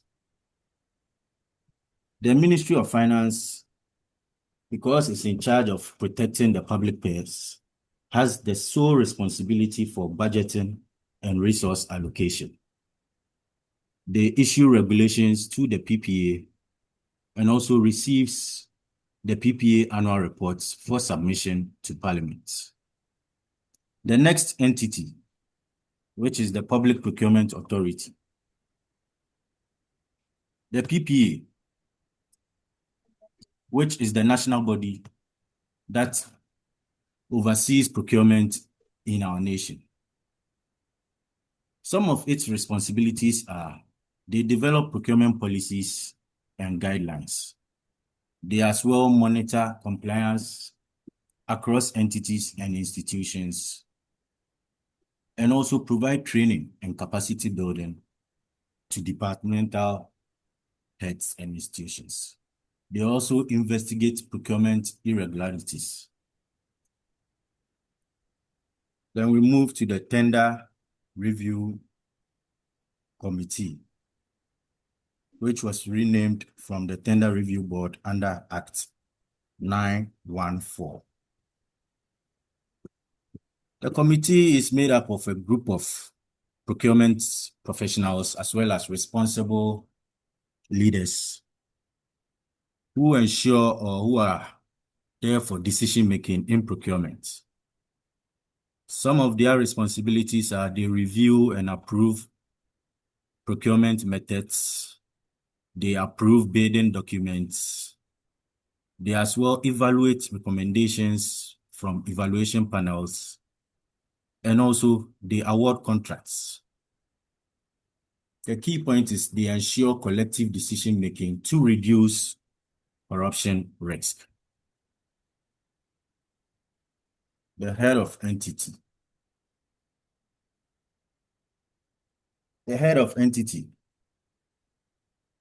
as I've said, in Ghana is the PPA, the Public Procurement Authority, which is being headed by the CEO or the Director General. He also has a sole responsibility to approve procurement plans and decisions. He also ensures proper use of the public funds. He as well provides oversight and accountability, and also appoints procurement committees. If Fatih is around, I would like her to also take over. Thank you.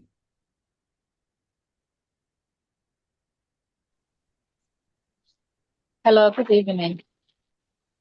Good evening, Fatih. Good evening. My network is not all that stable, so I'll continue from where my colleague stops. Okay. We move on to the entity tender committee.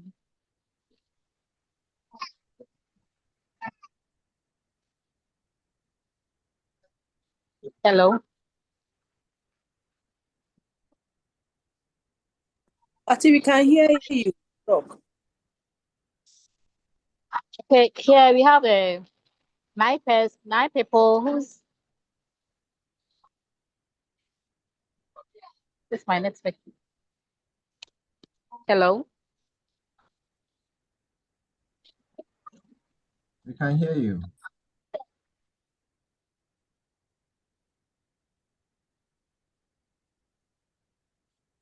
Hello. Oh, we can hear you. Please go for it. But look, we can hear you. Here we have 9 senior officers who come together to team up. And secondly, we all ensure the procurement process has been followed. Hello.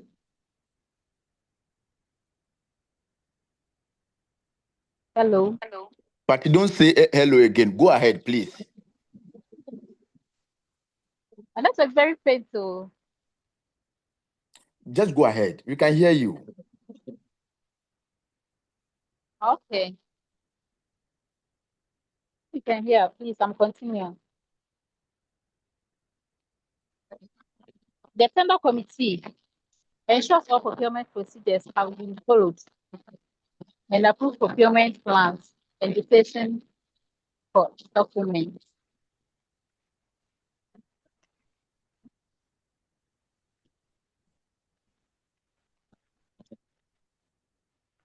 The NIE committee also reviews and refers to central tender committee for current approval above thresholds. And lastly, they cannot change evaluation reports. They provide guidelines for negotiation and contract modifications. And move on to the tender evaluation panel. Please, I hope you can hear me. Hey, Fatih, I don't want you to ask that question again.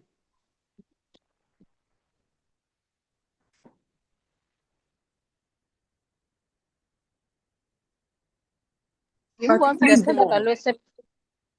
tender evaluation panel. That's a HOC committee. They conduct evaluation and prepare evaluation reports.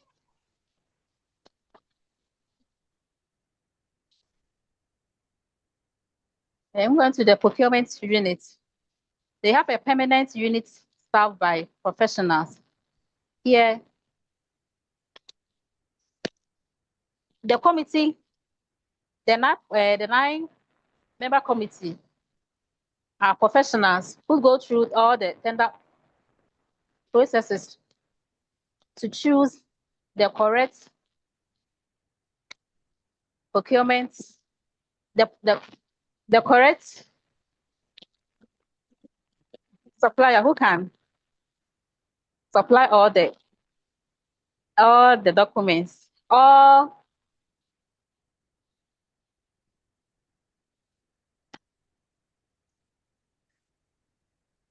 here. Fatih, can you please share with us what you contributed to this group? Share with us your quota, what you contributed. Share with us.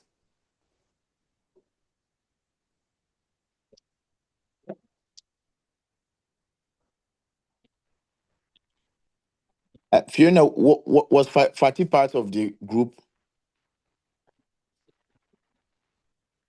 Yes, she was part, but I don't have a very vivid recollection of what happened that night because we went very late. So I don't, unless maybe someone else can speak to that matter.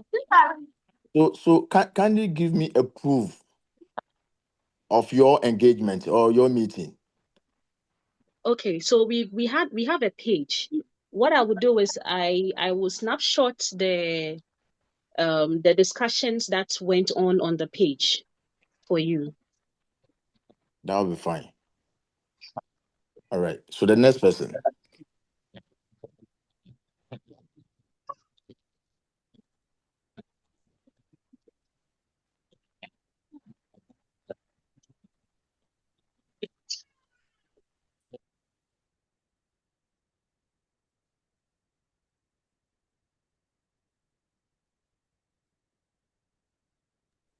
Fiona, how many slides are left? We are left with just the last one, sir. So we are just left with our key takeaways. All right, somebody should do it so that we proceed to the question and answers and contributions. All right, sir. Please, Tony, if you don't mind, can you please take that for us? Because you've been projecting since, and I think this is the last one. You can do that for us, please.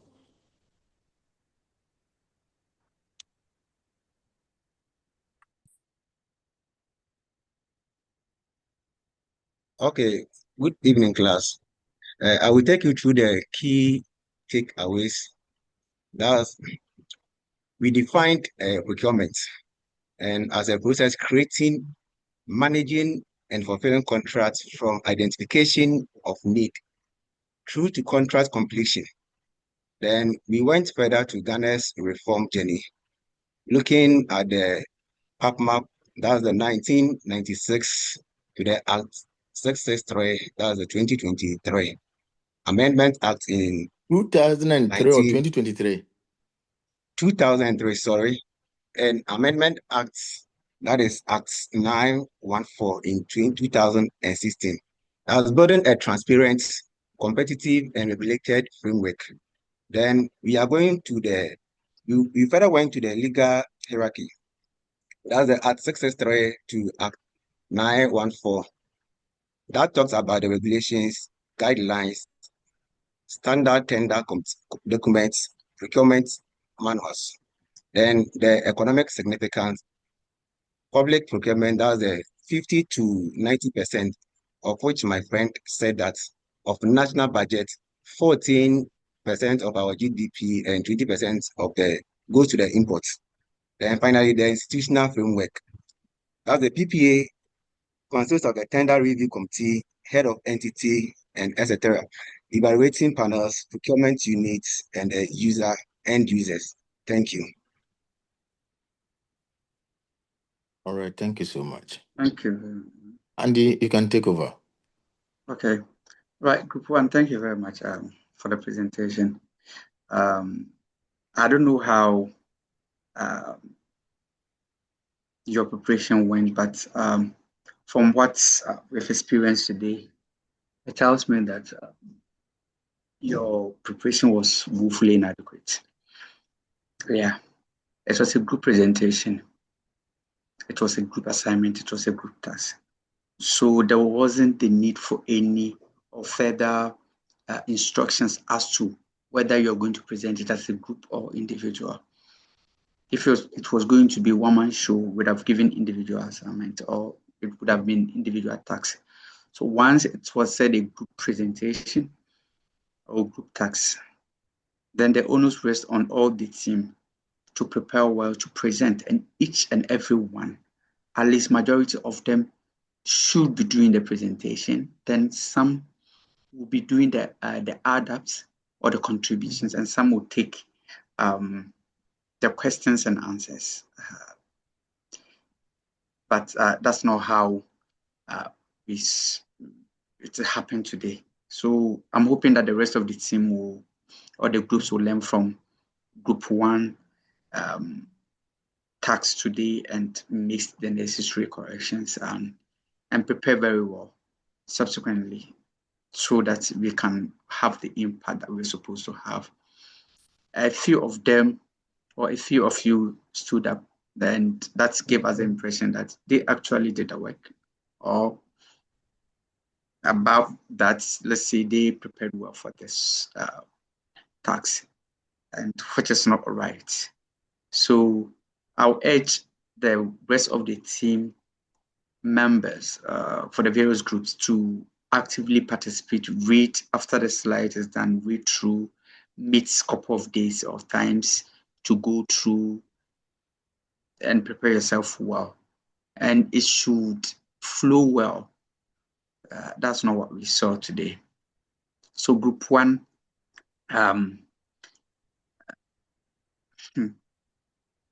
some of you did well, the rest, and I've taken note of those that were not around, which means that they did not participate or they were absent today, and that is going to affect marks that have to be awarded to them. And kudos to those that prepared themselves well. Fiona and a few of you guys that actually stood out to carry the group on your shoulders. Okay, so we'll proceed to question and answers. We are expecting all the group members. We are not going to play how do you say, cuckoo football ball. So I don't ask you questions. So in my time, or when it gets my time, you don't ask me questions. No, the main objective of doing this is for us to own whatever that we are learning and also maximize the learning objectives from here. So let's all ask questions, and those are the industry experts, those that are already in the public sectors and doing procurement. Please bring your expertise to bear here, and let's all contribute to make this very successful one. We have about 30 minutes to 40 minutes to wrap up. So let's all actively engage in questions. I have 6 questions to ask, and I'm expecting the group, and not only the group, other colleagues to also jump in if they have respond to it. I like the previous cohorts, how it got to a point, it was a banter. They were arguing with facts, and yes, I really love that class, and I believe that this class will be the same. Okay, Caroline, I've seen your hands up. And a quick one, please. Group 1, can you share your slides?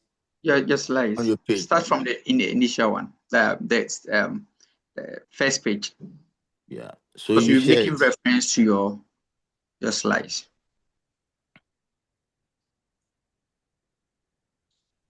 You can share it on your page, okay? Yeah, put it on the class page so that the rest of your colleagues can have access to it. Okay, so question and answers. Caroline, I saw your hands first. Sir, I'm part of the group. Oh, okay, I saw your hand. So I said, yes, it's okay for now. So all right, okay. So did you also present it, Carol? Yes, Carol did. Please, I did. Okay. She did after me, sir. Okay. Okay, I've seen hands up. So before I come in with my questions, I think we go with Stephen Arthur. Unmute and let us hear you. Yeah, Andy. Yes, sir. Yeah, good afternoon. Good afternoon. All right, I want to ask them this question. Okay. You are not asking them, you are asking the entire class. And then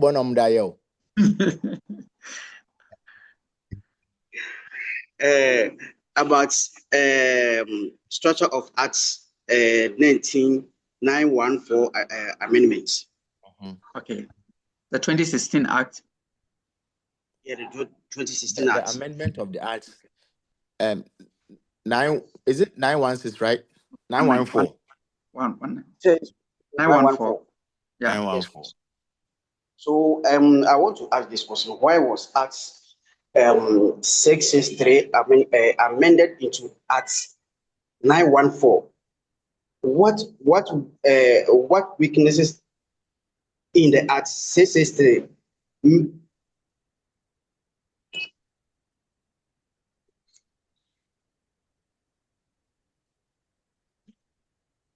Okay. Arthur, we can hear you. Come again. You are really asking an interesting question. Yeah.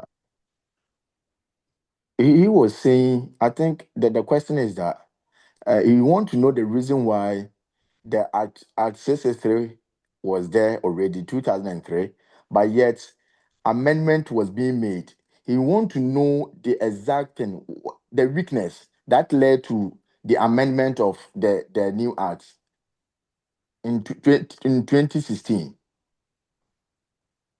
Is that not the case, Arthur?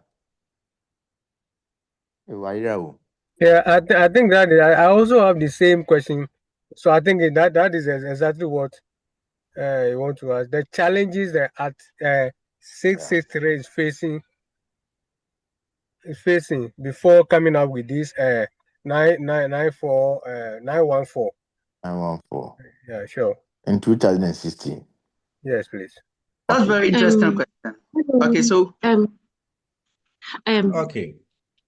Please, can All I right. answer? introduce Can I yourself. Who is answering? can I please attempt to I'll answer? take it. Okay, Hey, this is Kelvin. I would like to address why the act was amended. Okay, Originally, the law had the Act 663 in 2003, and in 2016 they amended it. It was because over time they realized that there were some kind of procurement delays, and also there were some weaknesses within the procurement cycle. So they needed to become more efficient and enforceable. So this is what I have to say. You want to know the weakness. Exactly. You want to know the weakness. okay. Please, can I attempt to add up to what my colleague said? Go yes. for it, Please Phil. mention your name. Okay. My name is Fiona. Judy. Who? Judy. Judy. Oh, okay, Judy. Yes. So the initial act had excessive bureaucracy and then delay. So the procurement process under the Act 663 involved many approval stages and administrative procedures. So it made it very slow Oh, and insufficient. whose mic is on? Ewa. No, guys, please mute yourself. Okay. Please, can I continue? So it made Yes, please. procurement Can you very start slow. again, please? Okay, so I'm saying that the first one is excessive bureaucracy and then delay. So Okay. the procurement process under the Act 663, it's involved many approval stages and administrative procedures. So it made procurement activities very slow and then insufficient. So government institutions often needed approval from multiple entities before awarding contracts, and this delayed project implementation is slowed delivery of public services and then increased project costs due to inflation and time overruns. Example, a hospital needing emergency medical equipment might have to wait several months for procurement approvals, affecting healthcare delivery. You understand? And then also there were weak enforcement and then compliance. So although the law although the law established procurement rules, enforcement mechanisms were weak, many institutions failed to comply fully with procurement procedures. So some of these procurement officers ignored competitive tendering processes without facing any serious penalties. And this resulted in increased corruption and favoritism, the political interference in contract awards, and then the abuse of sole sourcing procedures. So a typical example is when a government contract could be awarded directly to a government contract could be awarded directly to a politically connected company without proper competitive bidding. And we see or we hear that these days when we say that, or we hear that a government contract has been awarded to a very big or political mugu just because they are connected to the certain party or something. Yes. And then thirdly, the previous act overuse and abuse sole sourcing. So the Act 663, it's allowed sole sourcing under special conditions, but many institutions abuse this provision. So contracts were frequently awarded without competition, even when competitive biddings were possible. So this affected in reduced transparency. There were no transparency, and then higher procurement costs because it is being awarded to the same company every day. So that company can choose to increase their price at any given time. And then limited supplier participation. There was no competition or anything whatsoever. You understand? So instead of advertising a road construction project publicly, a ministry could award it directly to one contractor under questionable emergency claims. So with all due respect, so these were some of the few weaknesses that resulted in the amendments of the PPA Act. Thank you. Thank you so much. Thank you so much. Any more contributions? Ishmael, is that a question or a contribution? Please, it's a question. Is that a question? Okay, let's Yes. welcome the contribution first, then we'll proceed to the questions. Okay. Kudaha, please, is that a question or contribution? It's a question. Obed, part of you. Question, please. Okay, so let's do justice to the contribution first. So the contribution, I would like to also adapt to what my colleague said.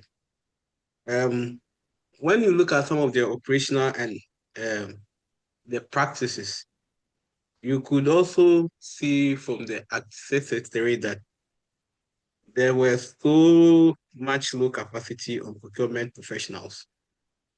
The time when the access secretary was being implemented, you could see many staff were unqualified, which even led to the interpretation of the law. And so one of the weaknesses that led to the amendment of Act 914. Thank you. Thank you very much. Hello again. This is Daniel. I would like to contribute one more to this side.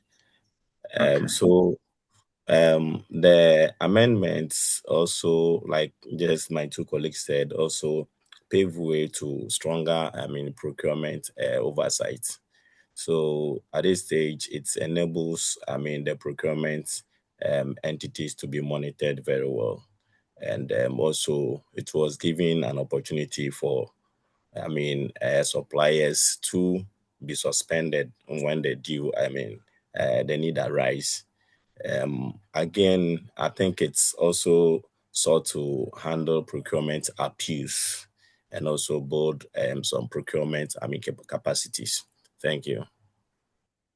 Thank you very much.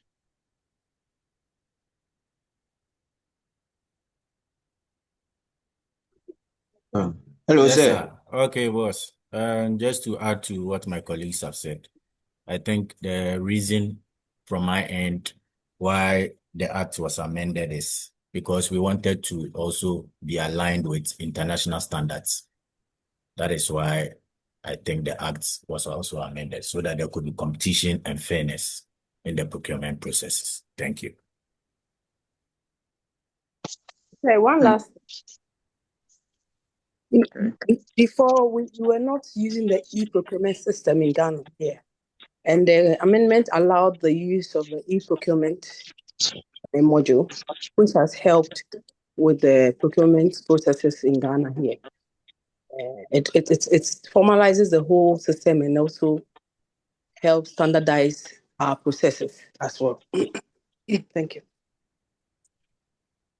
Sir, please also. Hello. Before my colleagues comes in with questions, I would also like to ask the general class that even though there's been an amendment in the Public Procurement Act, you can still see some of these lapses in our procurement system. For example, when you look at the recent incidents happening at these various committees chaired by Abna Oseasar and co, you could see so many flaws in the procurement process, even though we have improved upon the secretary. So what are some of the things that we think are the major causes of these things happening in the procurement processes? Very interesting question. And as much as there have been a significant improvement in the Procurement Act, whatever that called for the amendment, are we still not seeing them? So what could possibly be the reason why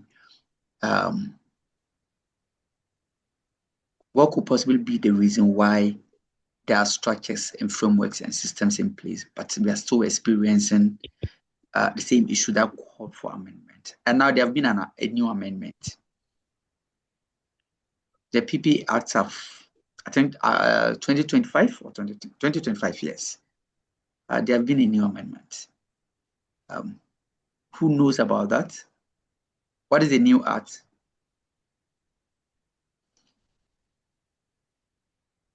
Who can tell me the new act of the PPA? Okay, it will be the first assignment. And why? Well, I'll put a question on the page.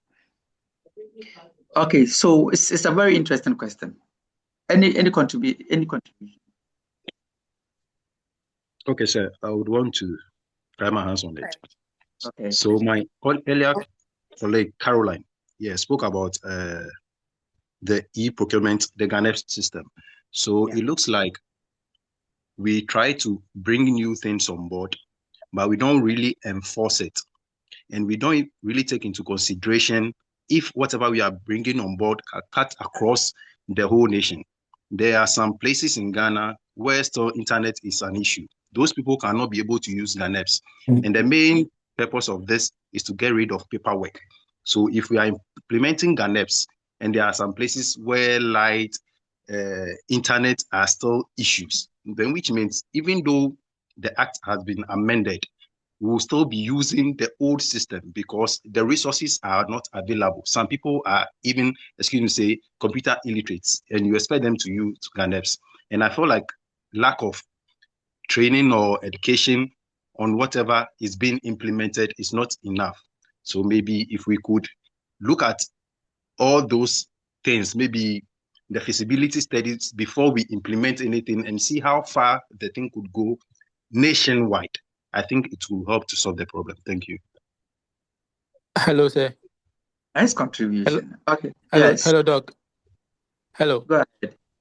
Yeah, this is Alex. I also Boss, like to. Alex, I beg, let me come in. I think the answer, Mr. Emmanuel, the one who just spoke, I think what he just said has even answered the previous question that the gentleman posed about why is it that even with this amendment, there are still loopholes or lapses. I think your submission has answered that question.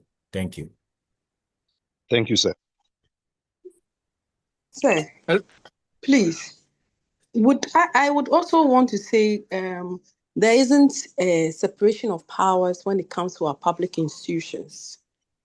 For instance, I went to GBC Ghana, and some people were expressing. Please, you mention your name, okay? Please, I'm Caroline. All right. Yes, and some people that I know that work there, I went to see them, I went to visit, and then they were telling me that the budget that they receive as an institution is sent to a big pool, and procurement of necessary items decisions are mainly made by the head of the institution. So as maybe I'm in a department, I know that, okay, these are the things that I need. Probably it will cost like this amount. But the head might not necessarily know the technicality of the things needed by the various, departments, but would issue the directive that, okay, this thing should be bought, this thing should be bought, even without sometimes the knowledge of the various departmental heads. So I think when we are able to separate powers in our various public institutions, will really help us so that head of HR will not, come together with the chief executive and decide on purchasing things for maybe laboratory unit or maybe the theater without the knowledge of the people working in the theater. So please, I hope I'm making a point here. Yeah. Yes, sir. So yeah, I think that's one challenge we have. Separation of powers. People should know that, okay, if you're a chief executive, you oversee the entire processes that goes on in the institution, but there are various unit heads that need to also oversee whatever they are to see. And then it will trickle up to your point. Then you issue whatever directives you need to issue when they have decided on what they need as a unit. Thank you. Hello, sir. I'd like to say something about it. Yeah. Yes, Okay, go this ahead. is Fiona. So when you are done, then we move to the next question. Okay, so this is Fiona. Just to add on to what Caroline said, I believe the principle of separation of powers, as espoused by Baron de Montesquieu, has been institutionalized. Is actually the human element that probably might be disregarding it. So then again, I also don't believe that the problem is the law. When we look at the PPA Act, yes, we can say at the time the problem was the law, because over almost 13 years, there hadn't been an update. But once the amendment came into full force, we can't say the problem is the law anymore. The problem now would become the enforcement of it, the political will, as well as the institutional capacity. Those things, when they are not in place, they will undermine any progress the country would want to make with the institution of that particular law. Hence, the reason why we had that amendment in March, just specifically to curb the financial arrears and to ensure that the contracts are only awarded when funds have officially been authorized. So the human factor in this whole thing, we can have a lot of laws, and we do have a lot of laws. The only unfortunate aspect is that the human factor continues to disappoint us. So until we can move in the direction where we are trying to put the country first and to ensure that there is development across board, and also that people are held to account for their actions and inactions, we will be at the same place. The laws will be there, but they will not enforce themselves. Thank you. Closer. Yeah. Yes, this is Daniel. Just a single top up. I also think the political parties and change of powers is also contributing to this, issue where there is change of power. People try to, rely on the power of their party in existence in order to undermine the integrity of, good records keeping and then better documentation. So I think that's also try to, have an influence to the proper practice of the new amended act. Thank you, sir. Thank you so much. Hello, Doug. Yeah. Yes, I have a question. If I can go ahead with the question. Okay. Yeah, so this Clement. So I don't know if some of us are following the Please, PAC. our hands shall be up long, please. Our hands shall be up long, please. Okay, Obed, ask your question. So my question is concerning the PPA. How does PPA enforce compliance and then the compliance, transparency, and accountability? The PPA, how would they enforce those things?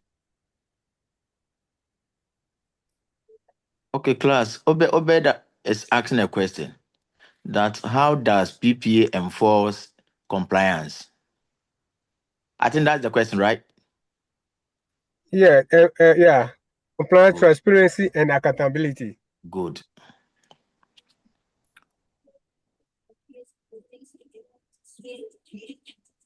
Mm-hmm. Fiona.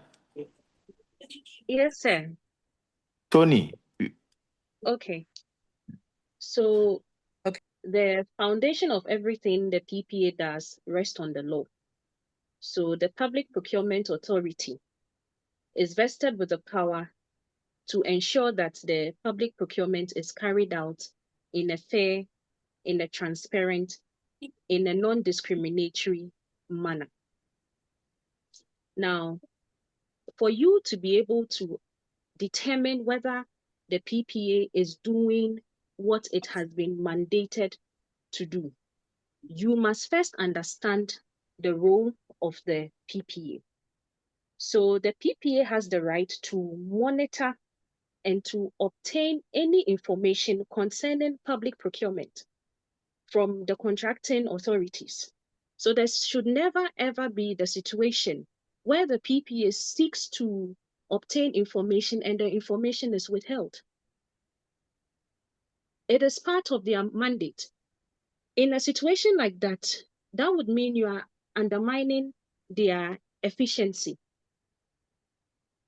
Aside that too, the reach of the PPA is important. Hence, the reason why they have created zonal offices for them, so that they can have a further reach. That way, we don't have a situation where you'd say PPA is centralized in Accra. Hence, it is so difficult. You cannot come from the north to Accra to carry out your procurement activities. Now, these are just but a few of the ways by which you can ensure that the PPA is carrying out its mandate well. But if you do not know the mandate of the PPA, and also if you are carrying out an activity that you are not respecting the mandate of the PPA, you would tend to undermine their authority.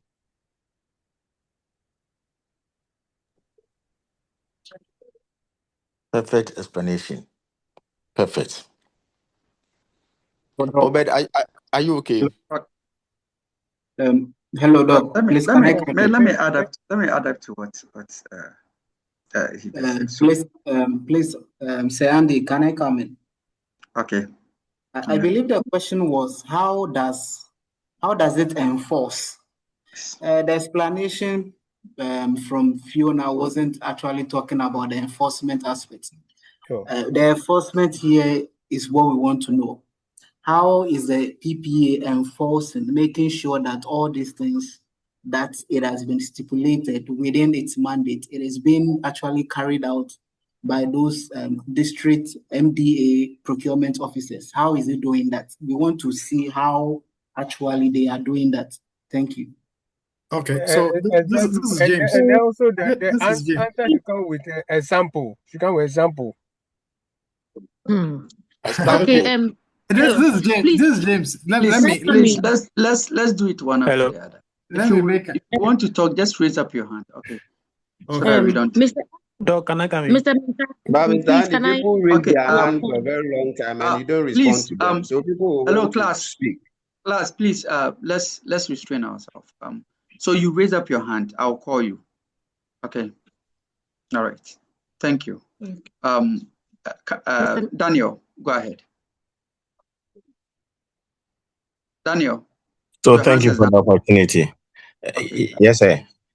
So like the question asked, for me, another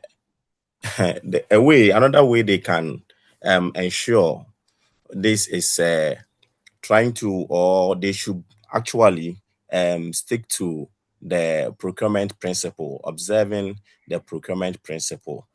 One clear example is where, and also try and then avoid this partisan issues. So one clear example is to make sure that as much as the authority, or there is a legality to this procurement, quarters, they have to be strict enough to make sure the sanctions and the punishment to the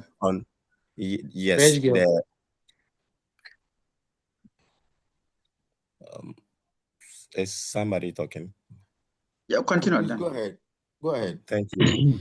So they should make sure that the sanctions and the punishment to anybody who violates the procurement principle are dealt with, so that each and every member or officer under the quarters and will always, be firm in his position to make sure that anybody who has been given a mandate or who has been given a contract will do his work according to what it has been agreed on. If it is that does not happen, and it try to be biased way, then it means that these principles cannot be ensured. If there should be fairness, one of the principles, fairness, not to award contract to only partisan people, but actually to people who are capable of handling and they meet the right requirements, so that this can be, see to it. I think other people may have a contribution to this, so I will end here. Thank you, sir. Thank you very much. Hello, Doc. Hello. I want to add to what my colleague just said. Please wait to be called first. I'm part of the group. Yes. This is yeah, I know you're part of the group. You know, a lot of people have raised up their hands and they are on the queue. Okay. So let's just follow a procedural system to help to make this a very interesting one. So let's allow others. Just raise up your hand. We will see, then I'll give you a call. Okay. Noted, sir. All right. Caroline. Yeah. I think the PPA, when we were going through our slides, you made mention of they having a complaint system. Yeah. So there's an administrative review process and then a complaint system. So anyone that is operating under the Public Procurement Act has the right to issue any complaints of unfair treatment at any point in time. This is a way also they can ensure the system is run smoothly. And then also they train their clients, and then they build their capacity through training. Yes, that's what I want to see. Yes. So everybody that is going to be part of the Public Procurement Act is supposed to be part of their trainings to understand what is expected of them at every point in time, so that there will be fair treatment from both sides and then no biases at any point in time. This is what I want to say, please. Good, Thank you. Alex, you cannot talk. Okay, I also want to add to what my colleague just said. So the PPA can also conduct statutory annual assessments of ministerial department, agencies, and district assemblies to ensure that their procurement activities align with the Public Procurement Act. We can all take a cue from the recent Public Account Committee, where they try to ask various institutions and public schools about how they carry out their procurement activities. So if they are found wanting, they forward their docket to the Attorney General to either prosecute them. So I think streets, I think annual assessment also is a way of the PPA can use to ensure strict transparency. Thank you. Please, I'd like to come back. Fina, wait, I'll call you. Mr. Pierre. Okay.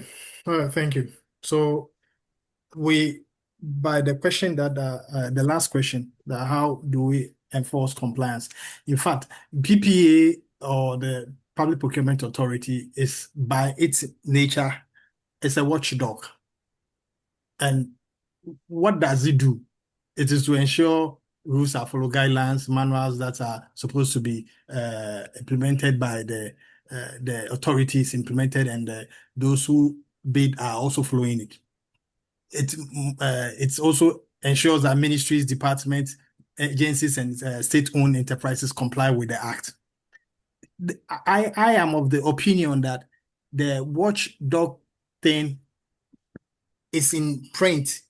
However, the human factor is what I believe my brother has an issue with. PPA by its nature is able to make sure every compliance is done, transparency, and by its nomenclature, it can do that. But it is the human factor. So if we are going to follow the blueprint as handed over to the authority, I think these compliance issues and other things can be taken care of, because there's auditing in there. There's so much that if PPA is supposed to do its work, we will not have issues with those corrupt or nepotism or all those things. that we are experiencing with our public procurement. Thank you. Thank you very much, Mr. Apia. Before Fiona comes in, Ishmael, I think your hands has been up for a very long time. Please, now is actually a question. A question? Okay, then wait. Fiona, go ahead. Okay.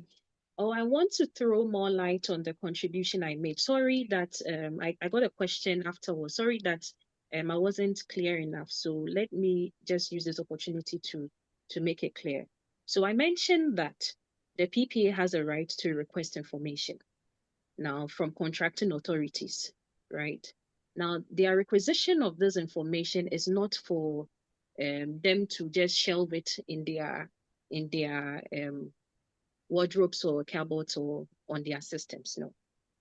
Once they have that information, they would be able to now look in and then prepare reports.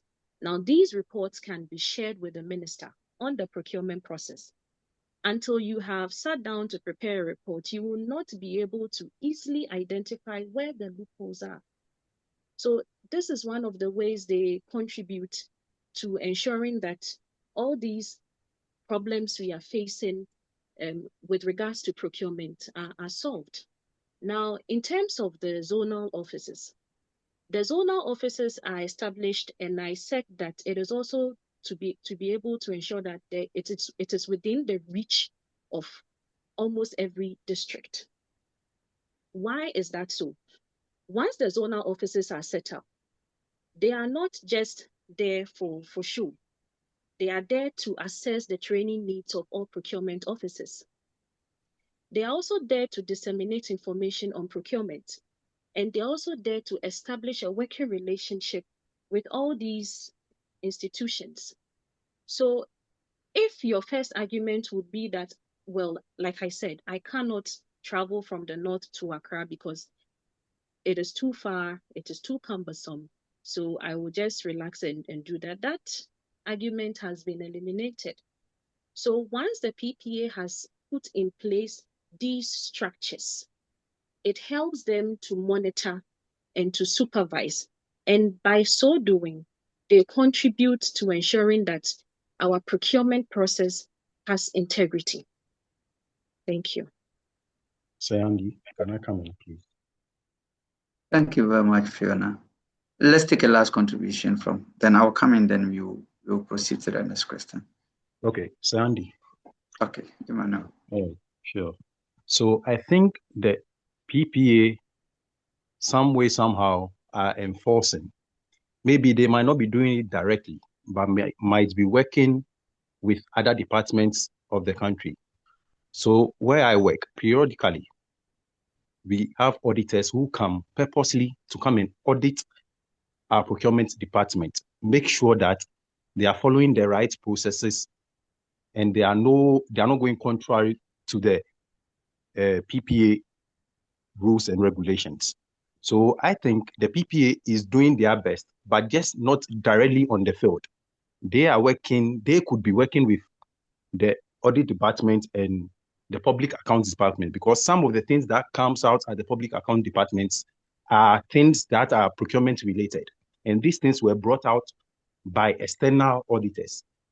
So I think they are enforcing, but just that they are not doing it themselves. They are working with other departments to make other departments who are specialized in doing that to, let me use the word, arrest those who have refused to follow the rules and the regulations. Thank you.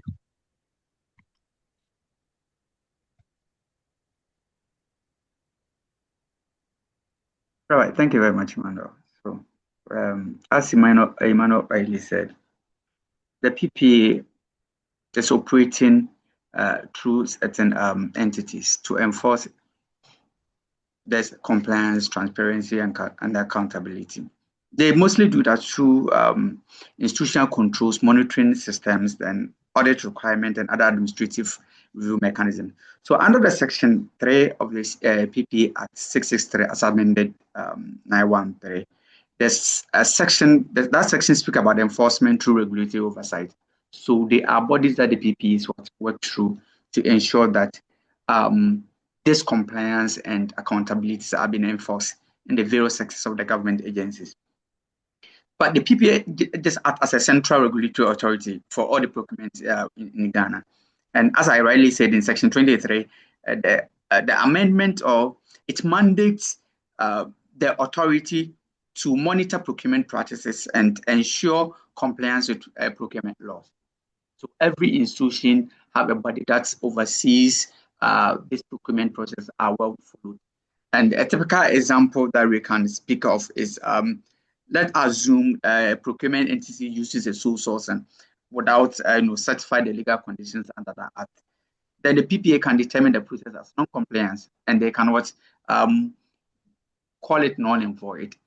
So if it has already been carried out, the proper sanctioning will be what will be vetted onto that kind of organization. And we know what is happening in the park of leads. It's one program that I will encourage everybody to watch, the Public Account Committee, and you understand well how the Public Procurement Act is being explained well. You see that it's the individuals or people in authorities that are supposed to ensure the rules and the frameworks to be followed. They are failing the system. But the institutions, the regulations, the acts, they are there. And it has widely been spelled out what should be done at any particular point in time. But unfortunately, people that are supposed to ensure that it's carried out are not doing that, maybe for their personal interest or something. So there's this standardization, it reduces information asymmetry and discretionary abuse within the public contracting system. So you see that under section 56 to 59 speaks about enforcement through tender opening and evaluation controls. And it also talks about how tender opening is supposed to be followed as Group 1 rightly stated in their presentation, and what needs to be done. So if they are not enforced, it's those that are in charge who are supposed to make sure that the right procedures are being enforced at that right time. They are supposed to be held accountable. That's why auditors comes at a particular point in time to ensure that those rules are followed. And if they are not followed, then the appropriate sanctions and the punishment that is due them will be meted on them. So they have regulatory bodies that are there or that has been instituted to ensure that the rules, compliance, and the fairness and the transparencies are being done. And if those people feel, those in authority to ensure that it's been done, fail to do that, then the right sanctions and the punishment will be meted on them as stated rightly in the PPA Act. So I think it's about the human institutions that are failing to ensure that the right thing is being done. But the system has been instituted, the framework, the rules has been instituted, but it's clear with the enforcement. And I think we, at this time, are preparing ourselves for senior management positions. And I believe that once we are learning this, we should, champion the change that we want to see in the system. So we learn the right thing. When we get there, we try to do the right thing so that the right benefit that's supposed to be accrued from any procurement activities will be achieved. All right, thank you. So we'll proceed to the next question. Oh, well, who asked the question? Please, are you okay? Yeah, Obed, I think he's okay now. Obed, are you okay? Yes, he's okay. All right. No, Okay, let's proceed. Obed doesn't have any issue regarding to the question that he has. He just wanted to tease them. So let's move. Yeah, it's true. Okay, so Ishmael, you can proceed with your question. Okay, thank you, boss. Please, my question is, we have instances where MDAs, they have large amount of procurements that they are supposed to do. And instead of them to procuring those large amounts, they rather break it down or divide it into smaller contracts, and they award to people for them to take up those contracts. They are only doing this so that they avoid the higher approval threshold. Where does the Act stand on this particular issue? Because it is something that has been going on for a while now. And that's my question. Thank you.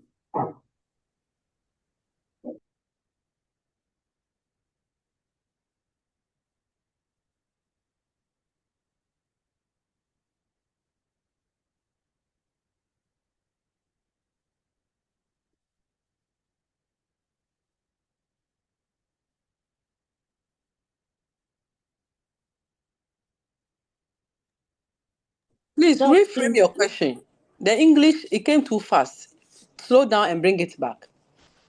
Okay, my question is, there are instances where MDAs, they have large volumes. Let me use an example. Let's say an MDA is supposed to purchase an item and the amount will exceed the higher approval threshold. So to avoid that, they normally divide that procurement into smaller contracts and they award it to people for them to act on those smaller contracts.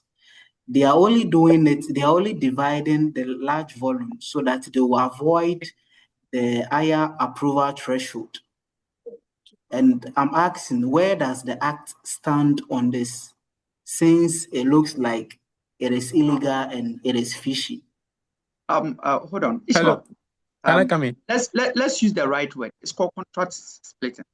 Okay, so let's try to learn the terms whilst we are. So he's actually talking about contract splitting, where institutions they really split contracts. So to avoid moving it to other tender committee because maybe it has exceeded its threshold. So they will deliberately split it into smaller portions so that they avoid taking it to the highest authority for approval. That's what he's talking about. Says the law frowns on that. And why do people do that? Right?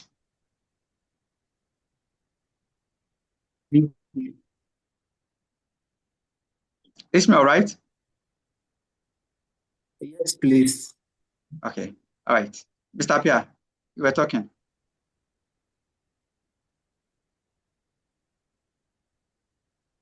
Yeah, I wasn't talking. I'm now coming. I think that first of all, this is not permitted. This is not permitted. But you see, it is the human factor. What he says, I am experiencing some in where I find in the context where I find my businesses. The politicians and people who have power are intentionally dividing these things into pieces to avoid approvals here and there, fragmenting huge contracts so that other people will have it instead of giving it to some other. These things, the PPA doesn't allow it. But who to ensure that it doesn't work is the problem, the human factor. It is the human factor. So if the PPA will enforce its compliance by the monitoring, procurement plans, auditing entities, and sanction officers for these things, it will not happen. But again, the one at the top there, the one who is giving approval, has a share down there, has a share from whatever is happening down there. If not, this shouldn't happen. It shouldn't happen. Thank you. Thank you very much, Mr. Pierre. Judy, is there a contribution or is there a question? No, I want to answer the question. I want to try and answer the question, please. Okay, the question, the contract splitting. So, yes. Section 21 of the Act 663 of the PPA states that a procurement. Say again. Oh, who's talking? Who is talking? Judy. Judy, thank you for quoting the section. Oh, sir, thank you. Have all been quoting. We've not heard it. I'm paying attention. So let me quote it again. Section 21 of Act 663 states that a procurement entity shall not divide a procurement order into parts or lower the value of the procurement order to avoid the application of the procedures for public procurement under this act. So this means that the MDAs or the MDA is not allowed to divide one large procurement into smaller contracts or reduce the contract values artificially. or use lower procurement methods properly. So contract splitting, as Mr. Minta has told us, it occurs when procurement entity intentionally divide a single procurement requirement into smaller portions, which the PPA frowns on it. So why the act prohibits contract splitting? It's because when they do that, it reduces transparency. Secondly, it encourages corruption. It promotes favoritism and prevents fair competition. It leads to inflated procurement costs and weakens accountability, which does not help us as a country. So, how would the PPA detect the contract splitting?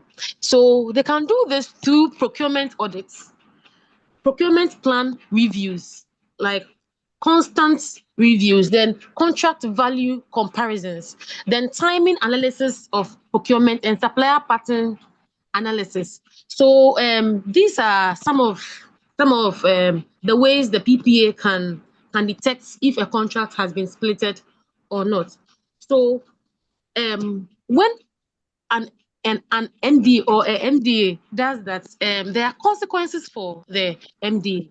So they will risk their procurement process being cancelled, or the procurement officers may face disciplinary action, or the contract may be declared invalid.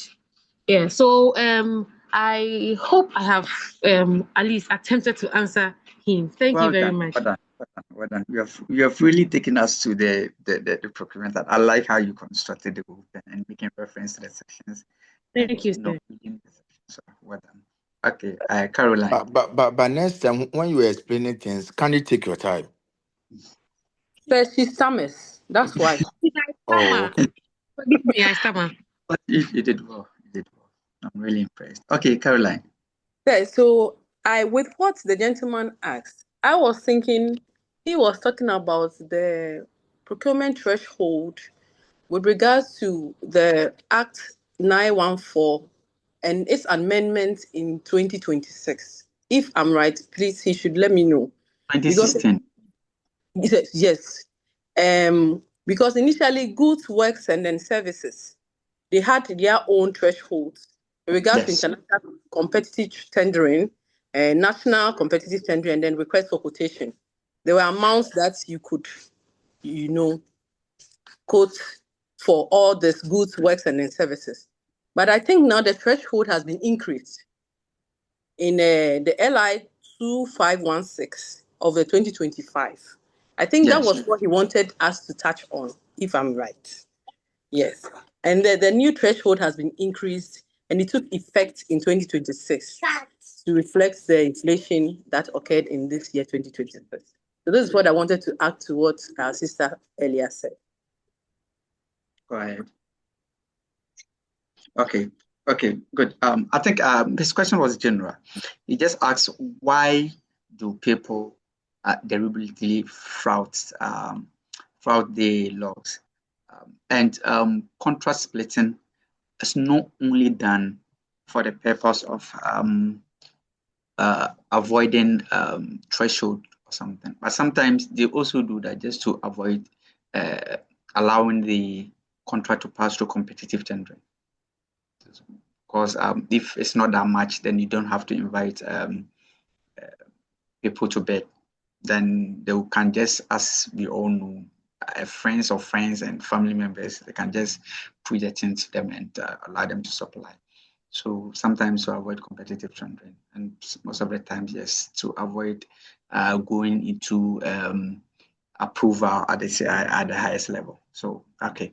I think based on the question that he asked, it was general. I did push it to the level of, as you said, the LI. People would have mind would have easily gone there to also support. So, but notwithstanding that, well done, Fiona. Caroline, yeah. I always try to. Calling everybody Fiona. Yeah, and Caroline. Okay, Fiona. Can I have a bite on it? Yes, you can buy it, but don't buy much. Okay, buy it. Okay, sure. Okay. So I believe this question is a typical example of the existence of the law, but then the willpower to carry out the law.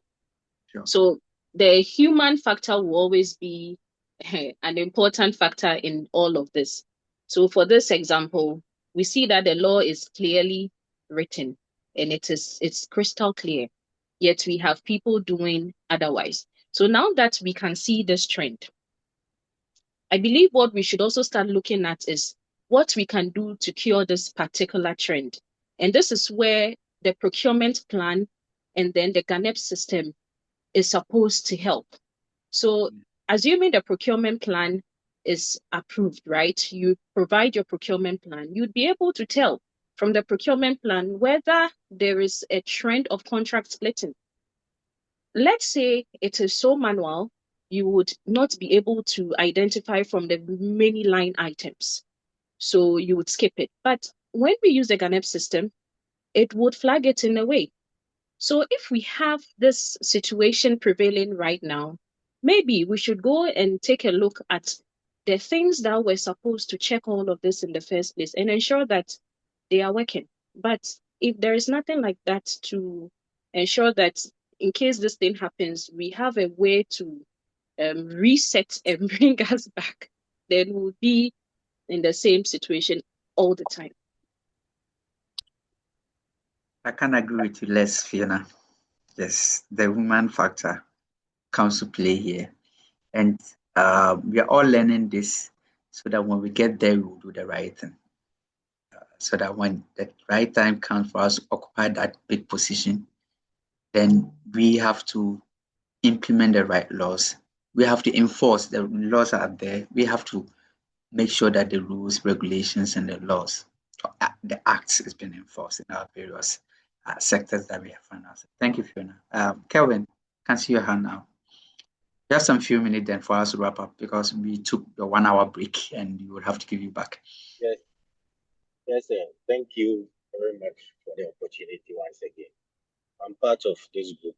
And today's presentation, I believe, sir, was very insightful and very educative.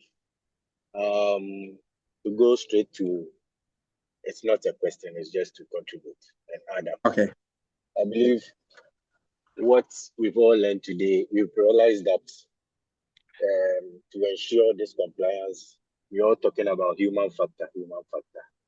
Since we are all on this platform, by God's grace, when any of our members here has the opportunity to be on the board of procurement, I'll plead with the person that today's lectures, please bear in mind that the human factor is the main course. So what we are learning here, let us take, not that we are here presenting and people are saying human factor. You also get there and you'll be doing the same thing. It's always said, you've not gotten to that position. That's why you are here saying it. When you get there, you also do the same thing. So I'll plead. Since we know it's the human factor, let it start from us. Let it start from our TA, Mr. Andy. And as I know Doc, he is advanced, so he knows it all. This is what We I are like still to say. learning. Thank We are you still very learning. much. Thank you, Kelvin, sir. Kelvin, not to catch you, but I believe that when we get there, it will not be the human factor alone we'll be discussing. We have to discuss the political factor as well. That's And also by true. that, and by that I mean you are part of a political party, so you must definitely pursue the agenda of the party. So if you've been ordered to give contracts to people who happen to finance the party, what do? That's the issue. God is our strength when we get there. That's the issue. Thank you very much. Alex hands is up. Alex, do you have something to say? Please, if you are done talking, can you lower your hand so that you say? Alex. No, Doc. No, okay. Doc. Hey, Caroline, our time is up. It's your own time, so if you want to talk again, well, okay, go ahead, Caroline. Say Andy, I'm not talking about what we have discussed. I'm talking on behalf of my teammates. Okay. For them, it comes fancy. Yeah. No, I there. Yeah, planning. Yeah, just say me. Yes, you say BBA. Let's my pay day, yeah, man. Into where I be feel. Yeah, show fake cry. Na miss my Hey. point na was some bibiano. I de ya distorted kakra. No man yema yet to them oh you want to say one yema but that wasn't the situation. It's in one chon. Bibia o si ne bia no. O in sibium. Inti say Dr. Yamoah eponcho. Say Andy eponcho. Na won hwe na menyim, na won hwe yehim, na won ma nye bibia, na bibia ye fine. Na ma ndama. Carol, Carol, Nine, so nine. so so Different. you Carol, see, I believe so. We are Patricia. Oh my God! Now, Carol, It's a Carol, different. Sir, Mpɔtɔ someone Carol, raised mi an efiase mi issue ni of o. Na me nyimfantefo atena mo life you are nyinaa. also a new chrome ni. Enti na ya kono. sir, someone raised an issue of political party being an influence to oye, this oye, people. oye. Yɛyɛ bɔ Suba Sema, Suba Hey, Sema. Andy. Yes, ma'am. Hey, Okay. please, did you call me? I did not hear. Could they right? Where have you been? Yes, yes. You didn't call me, did you? I did. Really? Yes. Then I pardon you. All right. Thank you very much, everybody, for today's class. Though it did not start well, but I think I've kind of enjoyed the whole thing. And as we rightly said, we have known the agencies of the procurement, the principles, the guiding principles, and how the whole system was structured.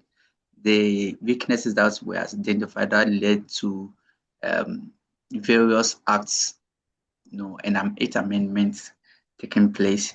I will encourage all of us to, try to read it. I will share the Act 663 and then 914 on the page as a guiding principle for all of us to, embrace ourselves with it, and so that we can speak with our chest out.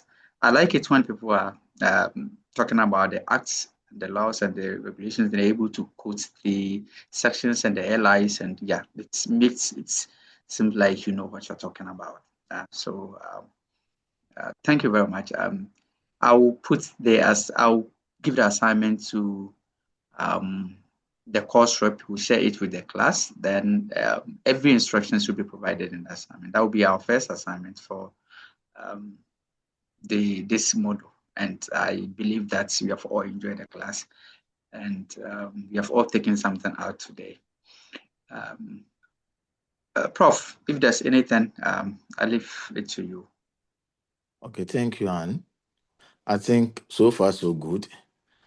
Carol has come out to justify her actions, but please can you take notes? For the arts, you should be well vested in that art. The arts is very, very important. You should know. In your examination, it's not going to be like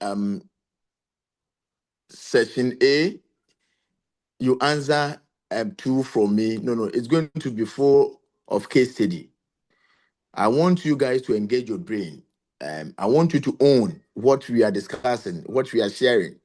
So please never have it in mind that this group 1 presented this topic or this chapter, so I'm not going to learn. I am a chapter. It means all questions will be set from each of the presenters or the presentation that you guys will present.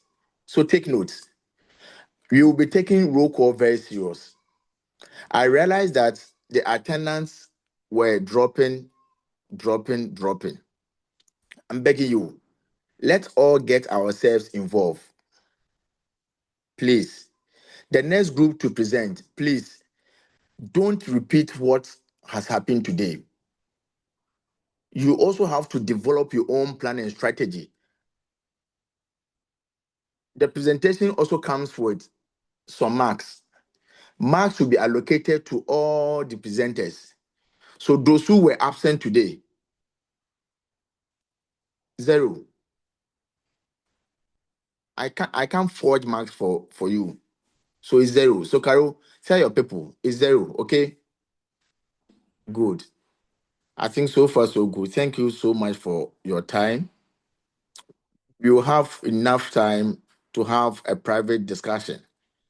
Until then, I thank you so much for everything, your time, your contribution. In fact, you really made today. Thank you so much, and enjoy the rest of your evening. May God bless us all. Amen. Thank Amen, you. sir. Amen. Thank Thank you, you sir. too, Doc. All right. Thank you, Doc. I've shared the PPA laws. The Acts 663, then the IM14, then the PPA regulations 2022, then the flowchart for public procurement board, and other manuals on your page. So you can take a look at it and you'll be reading them to guide you as well. So think if the absence of any question or contributions or anything, I think we can call. Hello, sir. Randy. I have a little Hello, announcement sir. to. Randy, Yes, sir. please, I wanted to know, is it possible for each group to know their marks? No, Because that this is not. group one, It's not possible. okay, thank you. Please don't proceed. It's not possible. As I said earlier, the continual assessment is 40%. So, and the examination is 60%. And out of the 40%, 5% is allocated for attendance. So, the course rep will share the attendance list with me. I was online, so I saw every single person. So, if he add any name to it, I will know. I don't know, because I've also taken personal notes. I want to know if we can trust the course rep.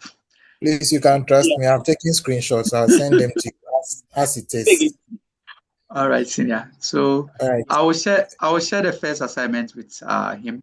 Then all the instructions and guidelines as to how you submit it will be stated rightly in the assignments. So stay tuned for that. Okay, is there a any little announcement, class. Mr. Andy, if I may. Sure. All right, class. Please, like we all Danny, know. Danny, sorry Yes. to cut you, but we started with prayer. So when you finish, then you just end with the prayer for us. Thank All you. right, Doc. Okay, Doc.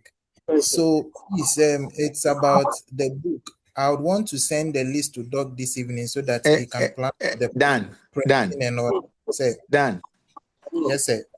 Please, I want us to end this session, log out, and you can arrange for a WhatsApp call. I want to have a 5-minute meeting with you so that we can discuss some of these issues. All right, sir. All right, okay, so we can end it with prayer. Then you organize yourself, you create another link, then we have our discussion there. All right, sir. Well noted. All right. So, class, we are praying. Father, we thank you for a successful session. We thank you for the knowledge we have received. We pray that you help us to be ethical procurement officers and we will practice what we have learned in all our dealings. These and many more things we ask in Jesus' name. Amen. Amen. Amen. Thank you so much. Papa, please, is tomorrow's class coming on? Thank you, Yes, please, it's coming on. Fine, please. Papa, I had a market too. Now you had a baby dra. I'm not talking about the bar. I'm talking about the guest house. Yeah, tomorrow morning. Yeah, so when I come to look for a room, I'll get it. Okay. Hey.